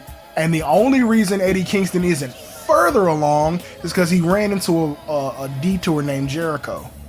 I'm about to say, same with Ortiz, because even with Santana being out, Ortiz could actually he's viable. But of course, Jericho got him scalped. Who else CM Punk have a match with? He's had enough of them. He was wrestling on TV damn near every week at one point. Did he wrestle Ricky Starks? Did he wrestle Starks? I feel like he should have. If not, we missed money with it. If he didn't, we missed money.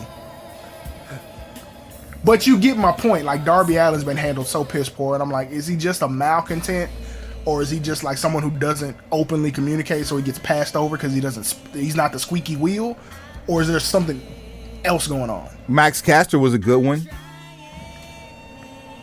See, Wardlow.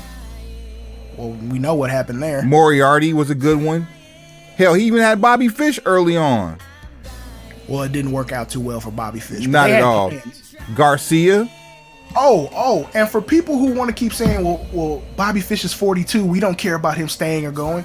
Bullshit. Because if Uncle Allen was free, you'd sign him in a New York minute.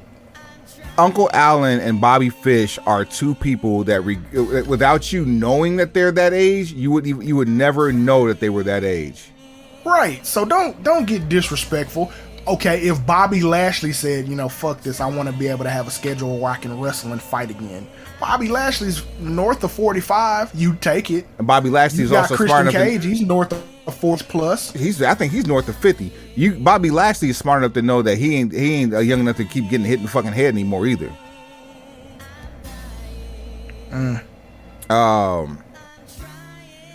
Yeah, there's so many. Anyway, yeah, I could go through all of them here in a second, but I'm not going to. Consider what we talked about. We opened up the show. Darby, Sting, Miro, thanks for coming, but y'all ain't gonna win. For the AEW TBS Championship, your challenger Athena versus Jade Cargillberg, your champion. Who ain't gonna win? 175-0. That's the only answer. Athena. That's it. Because bitch Texas, thank you, but you ain't gonna win. Got all the love in the world for you, but this ain't for you, baby. This is somebody else. And another trios tag match. 3-Force Pinnacle versus Jay Lethal in the Motor City Machine Gun. I almost let it ride too. I almost let it ride, but I got respect for them. An unintentional jab. The Motor Shitty Machine Guns. I mean, keep in mind they got pushed over the Young Bucks in Impact and TNA. Let that sit for a second. Oh man. I got the ROH or the TNA rehab. I got them going home, not winning. I'm siding with the top guys, the top guy gang. So yeah, so you with me. So far we haven't had a disagreement on any match so far. All the more reason why. Here we go. All the more reason why we don't even give a shit about the majority of this card. In a casino ladder match where the winner receives a future AEW championship match. Already to be announced. Already announced, brother. Dante Martin, Andrade El Idolo, Rey Fenix, Penta El Cero Miedo, The Great Yuta, Claudio Castagnoli. Bro, wait a minute. You have the Ring of Honor World Heavyweight Champion in a ladder match to determine who can get the cash in on a future AEW title match? How do you spell makeshift? And there's still at least one person to be determined who people are thinking could possibly be Wyndham Rotunda. Ain't no way. And first of all, okay, I'm going to make this real easy. Claudio and Wheel are part of the same faction. Penta El Cero Miedo and Rey Fenix are brothers, part of the same faction. Roosh, who's also in this match, and Andrade El Idolo, part of the same faction. Dante Martin, who you gonna get his brother to come back and do it? No, bro, listen. Why are we infighting? The fans don't win with this one. Because you're trying to get everybody on the card. Like, you're just shuffling people in, and you're not even shuffling the right people in. You know who? Don't you think Miro should probably be in this match instead of the trios match with Sting and Darby? You know who the head of creative is for getting your friends on TV without getting them involved? Ron Killings.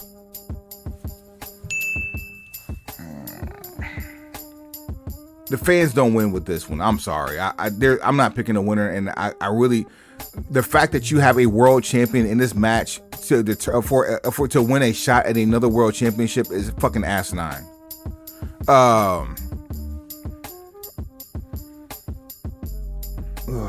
Man.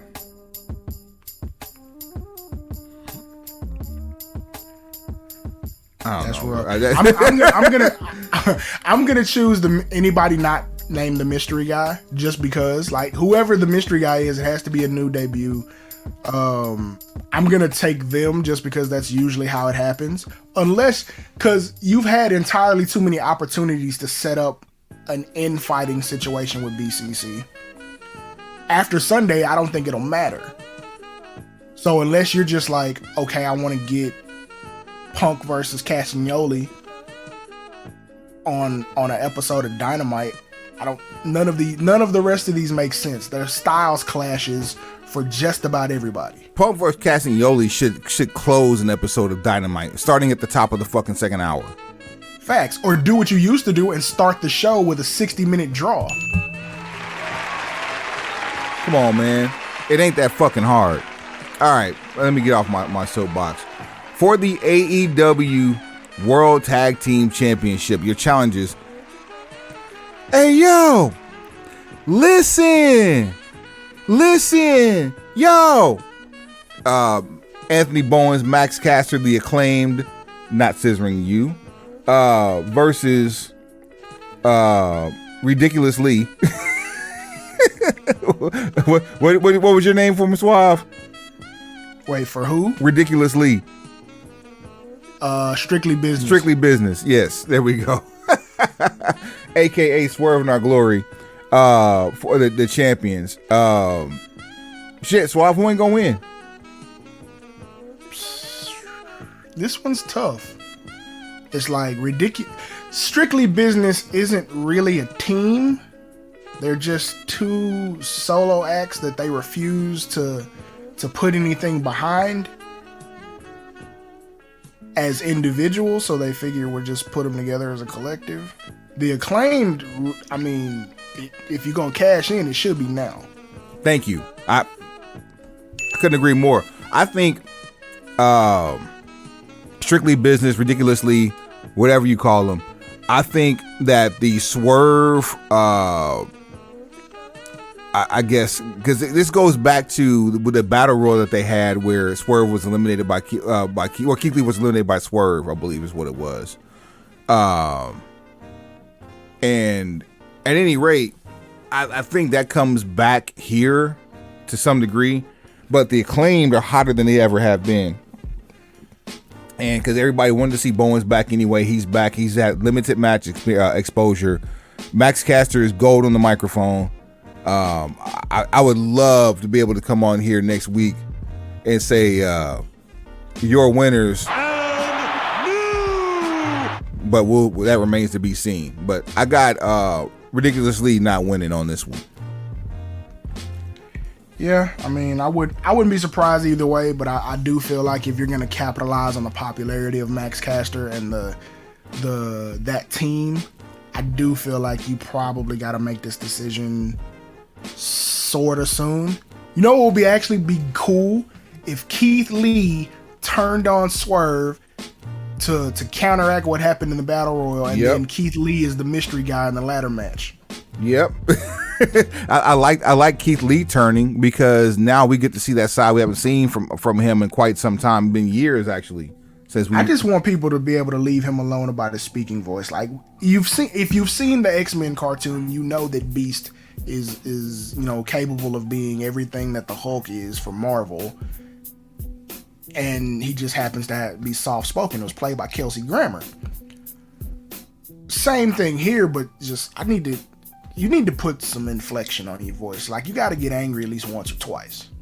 Well, for the sake of conversation, the next match on the card will be Powerhouse Will Hobbs versus Absolute Ricky Starks. Suave, please enlighten the listening fan base of who's not going to come out of this match victorious. And now you explain everything about why people hate that shit. This match, I hate me for doing that too. God damn it. Yeah, you suck for doing that. I don't want either of these guys to take a L, but if we're just doing traditional pro wrestling logic, then Ricky Starks ain't gonna win. This is where we disagree. I think Powerhouse Hobbs ain't gonna win. Why though? Ricky Starks needs a W. Will Hobbs needs a W. If you're gonna push him as a monster heel and a guy half his size thwarts him in the first attempt, what do you do? What's next? So what do you do when a monster heel takes a big L? How do you regain the heat? We're not doing Afterbirth. No, fuck that. We're not doing post-match beatdowns, post-match angle. Fuck that. Will Hobbs needs to win in dominant fashion. How do you know that's where I was going with this, Suave? Because that's all they ever do in Jacksonville. Sadly, you're absolutely true, and that's the only way that comes back. And I smell it happening here. I hope it doesn't. Just look. I'm with you. Be more creative. Put on a hell of a performance and just come up short to a bigger guy. Sell the neck.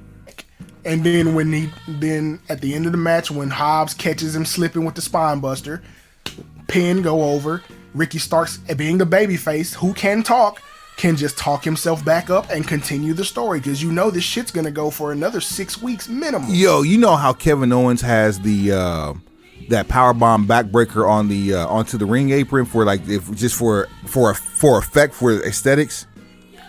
Imagine if you got Will Hobbs in angles with people, and the one move you don't want to see him do is a package pile driver. Package pile driver where? It's inside the ring. Oh, I was gonna say we ain't got time to be playing games. He's big enough to where you can do a package pile driver correctly and give the appeal that you're using an outlaw move on somebody smaller than you to break their neck simply because of what you did to Ricky Starks. Tell you what, I give you a move even better. Greetings from Asbury Park. Ooh. Rest in peace, Bam Bam Bigelow. You feel me? Might even be safer. That part too. Yeah. Okay. Something where you have the appearance of torque to the neck and something that just looks devastating. Will Hobbs could use that in his repertoire, but not in the match, unless it's like some shit where the referee's down. For the AEW Trios Championship, the Young Bucks take on, the Elite, which is the Kenny Omega and the Young Bucks, take on the winners of tonight's Rampage bracket. So on the Rampage bracket final, we have Dark Order versus Best Friends.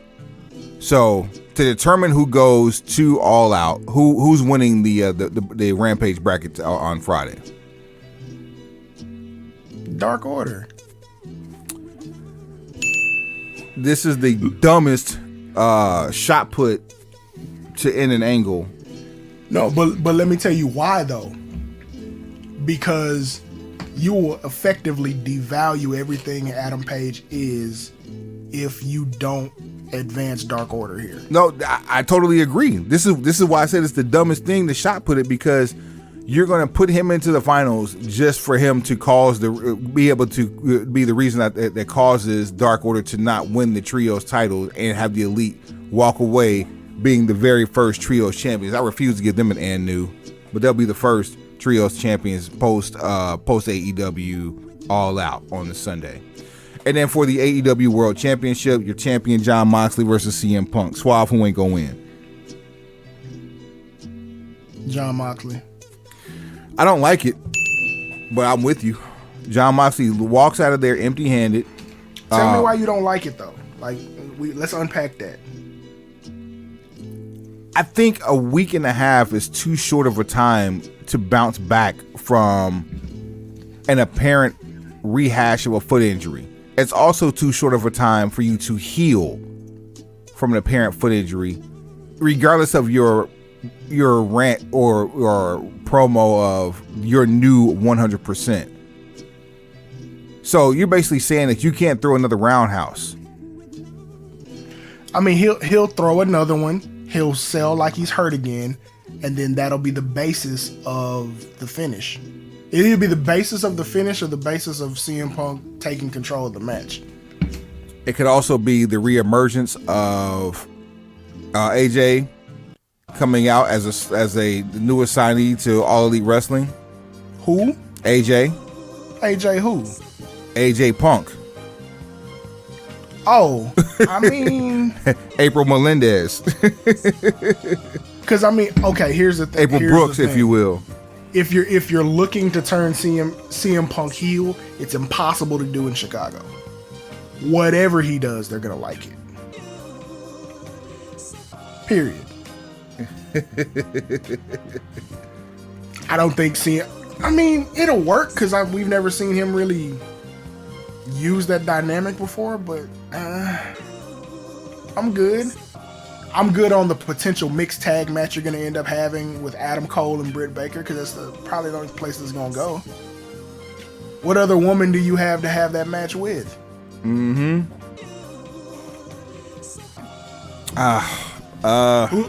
Who's going to pay to see CM Punk and AJ versus Kenny and Sheeta? You're probably paid. Well, the better match is against Guevara and Ty Mello, but I'm good. Yeah, I'm not buying that shit. I'm good. I'm not gonna spend any money for it. You want to give it to me on an episode of Dynamite? Fine. Fuck it. You can make a main event Rampage. Hell, it can be a whole episode of Rampage if I give a fuck. But you know, you can give me a 30-minute block on fucking Dynamite. I don't give a shit, but I ain't paying for that. Oh man. In the words of Don Tripp, I gladly go back to pitching. I don't give a shit. Wait, Cole. All right, we got one more of these bad boys, and we can get the hell up out of here. You ready for it? Trying to think, did we exhaust all things about this Moxley situation? That's all. I just. They want to get back as much as they can on the return on the investment that is the Summer of Punk, which is approximately 2.5 weeks. I'm not sold on the idea of having a unified champion for 10 days. Without consequence, that is. It's a lot. All right, that answers that. All right, one more time. Let's do this shit. You ready? I roll. Hey. You know who ain't gonna win. You know who ain't gonna win. You know who ain't gonna win. Let's say that bitch again. I know who ain't gonna win. You know who ain't gonna win. You know who ain't gonna win. We say that bitch again. 1, 2, 3. Get your tell I won. 1, 2, 3. Get the fuck on. 1, 2, 3. Get your tell I won. 1, 2, 3. Get the fuck on. And we back, ho. Another edition of You Know Who Ain't Gonna Win. This time Clash of the Castle edition. All right, Mike. Straight like that. We're going across the pond for WWE Clash at the Castle. Hey, don't ask for any cigarettes. I'm slowly reminded that promotional consideration paid for by the following. For real, I need to hear Lord Alfred Hayes right quick. You did. Running it down. Is this can't be the whole card? No, ESPN. we taking it back to takeover status. You got 5 matches to prove it. Triple H, you are in your bag if that is the case. Look, Tripp's out here like less is more. We here for a good time, not a long time. This flight don't get any shorter. 2 wrongs don't make a right. 3 rights make a left. You bested. All right, so we have the Mysterio. Actually, we have Rey Mysterio and Edge taking on Judgment Day. Domination Mysterio is chill. It's too much. Chill. Entirely too much. Submission Mysterio is chill, bro. Like absolutely not. Oh man. Under no circumstances. Not only is Rey and Edge not gonna win, but Dominic is about to join the Dark Order. I mean the Judgment Day. They even have the same colors. Same as Undertaker. Yeah, same uniforms. Like that's terrible. Oh, it's like Undertaker had kids and he's denying paternity without taking the test. Facts. Like Undertaker's rambunctious ass. They're the wrestling version of Preacher's kids. They say cross the street too. That's what makes it so foul. You see him every day. Just running around wild and rambunctious. They just out there in the world. What you think? Who ain't gonna win, bro? Dominic Mysterio is gonna take a loss no matter what happens. He's outside. He's not even in the match. Doesn't matter. Oh, if anybody's gonna take a L in this situation, it's gonna be Dominic Mysterio. He has been 100% emasculated by this entire ordeal. And he's had 2 fathers on WWE television. I'm your father, Dominic. For the now he's about to get a 3rd poppy. For the WWE Intercontinental Championship, Sheamus, your challenger, taking on Gunther. With Ludwig Kaiser, your champion. Who ain't gonna win? Sheamus ain't gonna win. It's just, I'm gonna win as a fan of Strong Style. Pause. Boy, yeah, this match has match of the night capabilities built into it. I'm gonna have my volume up on ignorant. I wouldn't do that unless you want the ideas of your speakers cracking, your tweeters specifically. No, what I'm gonna do is I'm gonna take these HKs that I have and Bluetooth it, and I'm gonna enjoy it through those speakers. So you're not gonna blow those. You fucking cretin, you charlatan, degenerate. Call me what you will, just don't call me collect. Please don't call me broke. I'm with you. Sheamus ain't gonna win. For bragging rights and to see who comes out next for this feud, Seth freaking Rollins versus Matt Riddle. Riddle has to finally get some type of something. So Seth Rollins ain't gonna win. I don't like saying it for the fifth pay-per-view in a row. Yeah, like Seth has been a team player for entirely too long. The same way Shawn Michaels is Mr. WrestleMania is the same way Seth freaking Rollins is Mr. Pay-Per-View. He puts on the best matches of the night, but he guaranteed to go down with taking the L. If there was ever a time for me to see a DQ in a match, it would be here. Like, I want to see them get at it, but I want to see a DQ in the match just to protect Seth, because like Seth is Teflon, but I'm sick of watching him lose where it matters. 2 things. Mr. Pay-Per-View is Rob Van Dam. And the other, we're not doing DQs. We're doing clean finishes, but you're right. Seth can't afford another L. Has he had a W on a pay-per-view since Cody left? Let's see. Let me do our Googles. You know what I'm saying? Let's see here. 2022 pay-per-views. WrestleMania is was what, April, and let's see here. WrestleMania Backlash. Let's take a look at these. WrestleMania Backlash. Of course, that was when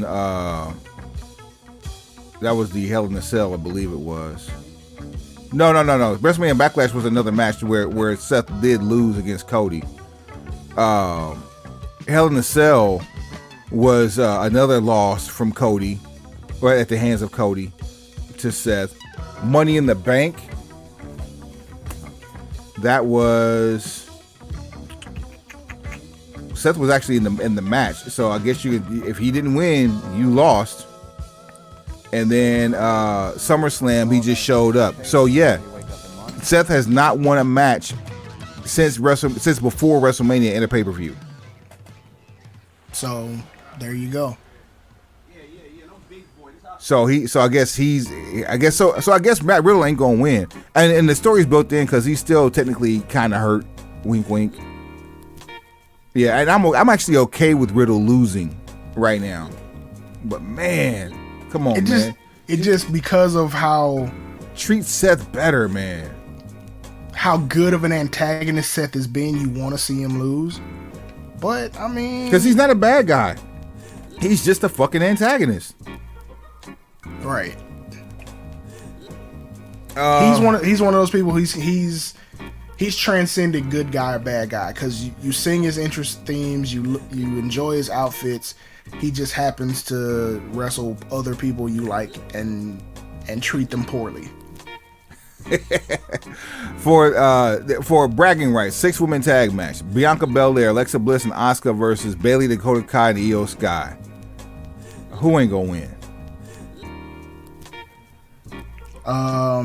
I would like to say the new faction of Control would control the women's tag titles. That makes the most sense to me. Raquel and Aaliyah,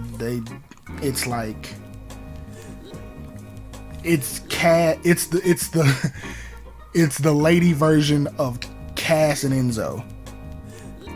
Man, and not in a good way. Not in a good way either. I was really hoping to see Aaliyah and Raquel Gonzalez on this card simply to have their belt snatched from them. But since I don't see them on here, apparently now that conversation we had about guess who's coming to dinner at Cardiff, I think we'll probably end up seeing them in Kansas City eating barbecue with Braun Strowman, which is Bayomi. Yeah, I mean, they don't have a reason to come out here for this 6-man match or 6-woman match. To walk out with the titles that they never dropped off. Ooh, start some shit. You see what I'm saying? All right. Speaking of starting shit, that's a good place for Afterbirth. So here's some good Afterbirth here. Champion for the WWE Women's SmackDown title, Liv Morgan versus Shayna Baszler. Liv, your title reign was short, but it was sweet. I got a feeling that you're out of here, and I think we're finally going to get Shayna versus Ronda Rousey. I'm gonna go the opposite, because if you put Rousey and Liv against each other and it wasn't a dominant squash, you're not gonna get any better from Baszler. Now what I can see is Baszler and Rousey joining forces, and now you have, basically you could call them the Inevitable, because eventually the tag champs are gonna have to see them. They could literally run. They have the potential of being the FTR of the women's division in WWE. So I'm like, and if Liv wins this match in a similar fashion, like where she's tapping but the ref don't see it and she ends up countering, now you're developing a trend. Now you have a reason for the heels to hate her in real time, and then you add another layer to her title reign, then it comes to a point where like no one wants to help her because obviously she's getting all the help she can handle from the refs. Or at least that's how I would have them cut the promo. Then she can turn heel. Or turn off the TV, one or the other. Either or. You're just holding the belt till Charlotte get back. Anyway, speaking of this shit go. Speaking of title reigns, let me turn this down real quick. Put the proper respects on this one. Speaking of title reigns, you can consider this your daily acknowledgement of your tribal chief, head of the table, and reigning, defending, undisputed WWE Universal Heavyweight Champion, now holding the title for over 2 years, Roman Whole lot of fucking gang shit. Reigns.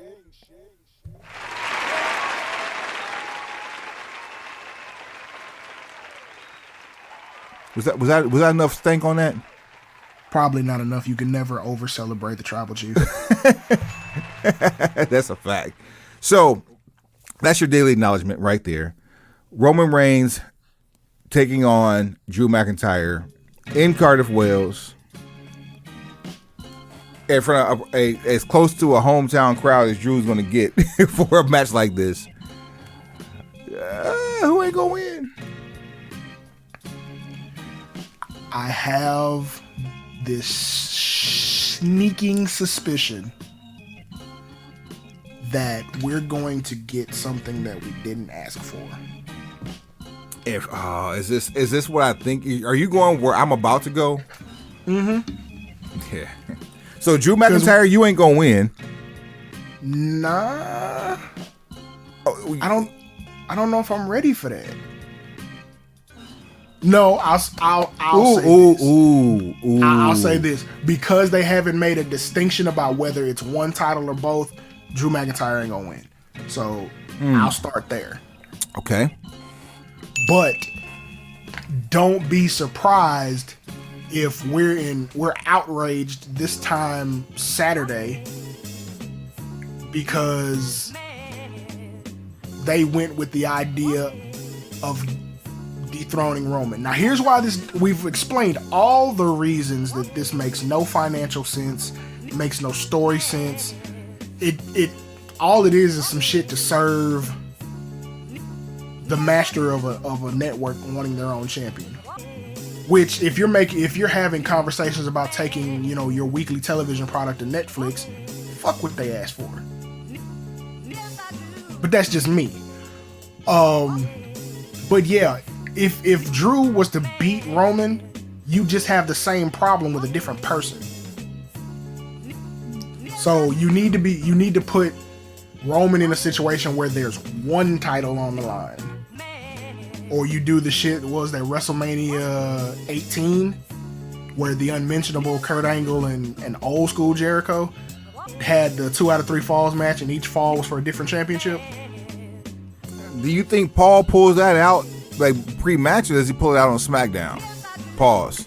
I think that's some cool shit to do if you're just trying to get at least one title off. No, yeah, I agree. I like it, and it solves the problem because you have the quote or the quote. The start of the television network television season could technically be this coming Monday, Labor Day.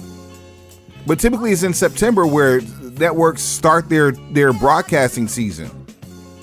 So I'd actually be, I would be okay with that. If somehow you have Karrion Kross interfere with the main event in Cardiff, and you come back to Kansas City and say, we're going to do this again, but this time it's a triple threat, and Roman Reigns has to defend both titles, one in each fall. So it's not 2 out of 3, it's just, just 2 falls.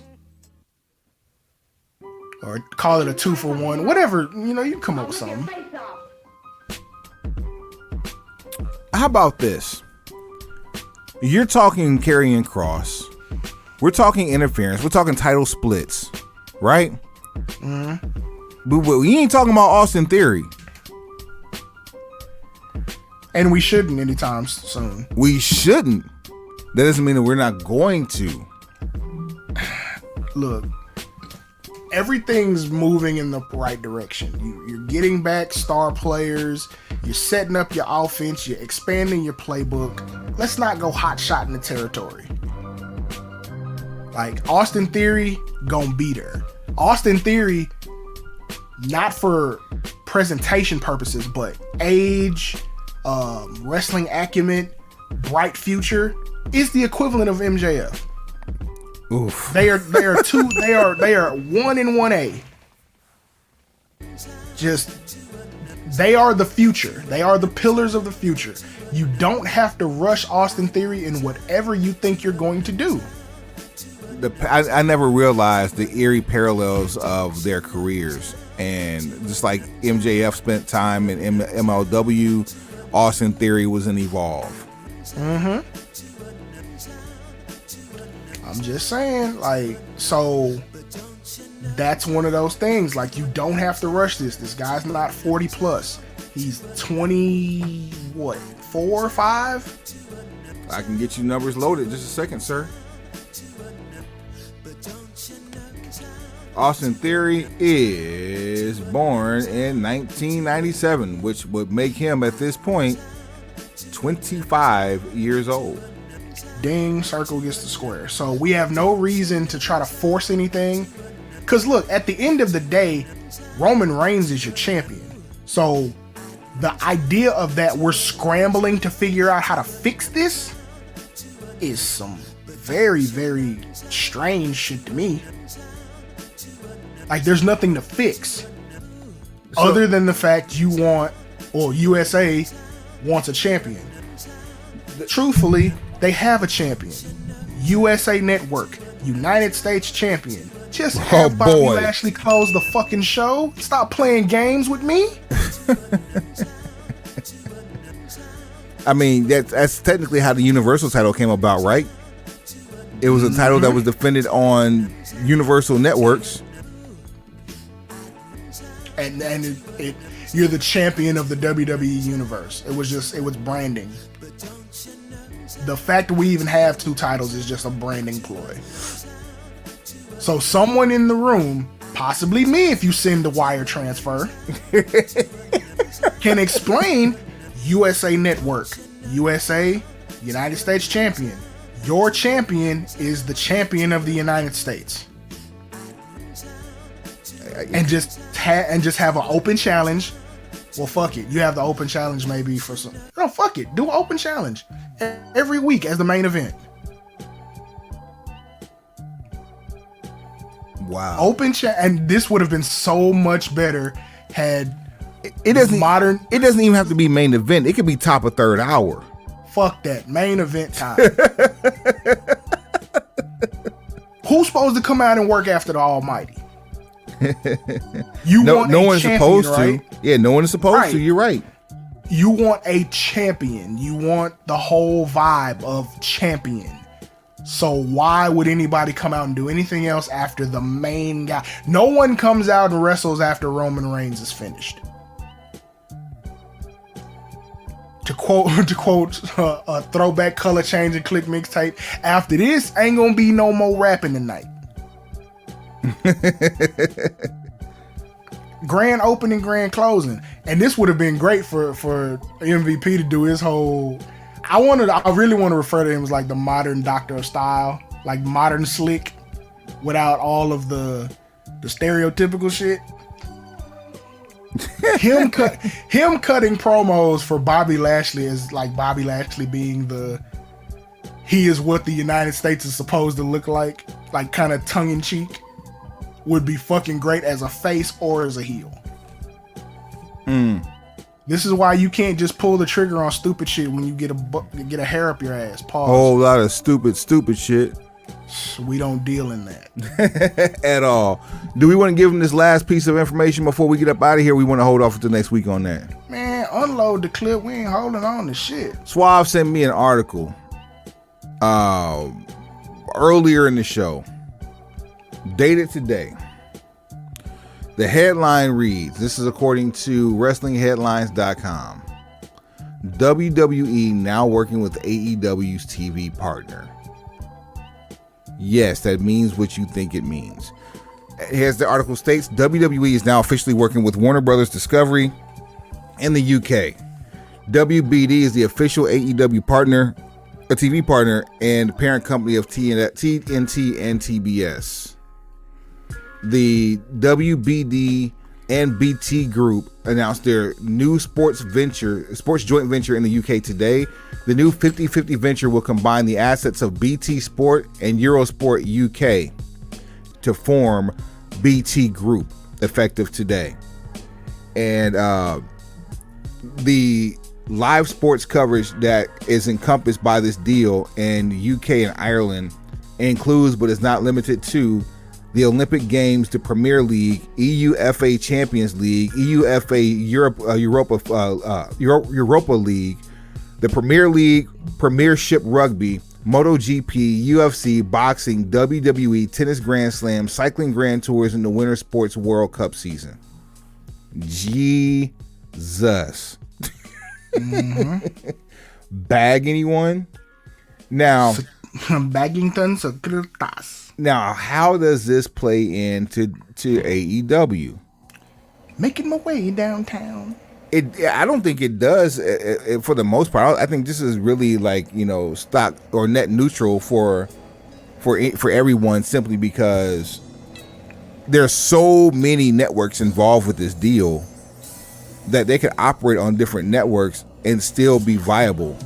As a fan in a smaller country than the United States going overseas, especially in Europe, they could have WWE and AEW programming back to back and still be happier than pigs and shit. Or even better yet, 4 of your 5 weekdays of professional wrestling are covered back to back. Back to back. Raw, the Skittle, Dynamite, Open Day, Rampage. And the Open Day, you can still go and find Impact if you can overseas. So there's all that. We gave you the socials. BrokenPistolBC@gmail.com is the email address. Show at BrokenPistolBC.com is also the email address. Fool with us if you're cool with us. We'll catch y'all next week, and hopefully we have some bigger news to talk about, because shit, it's time for us to watch some wrestling this weekend. Swab, take them to the house. Pencil pushes. Heads up. Pencils down. And just for good measure, Whole lot of fucking gang shit. It's never too much of that.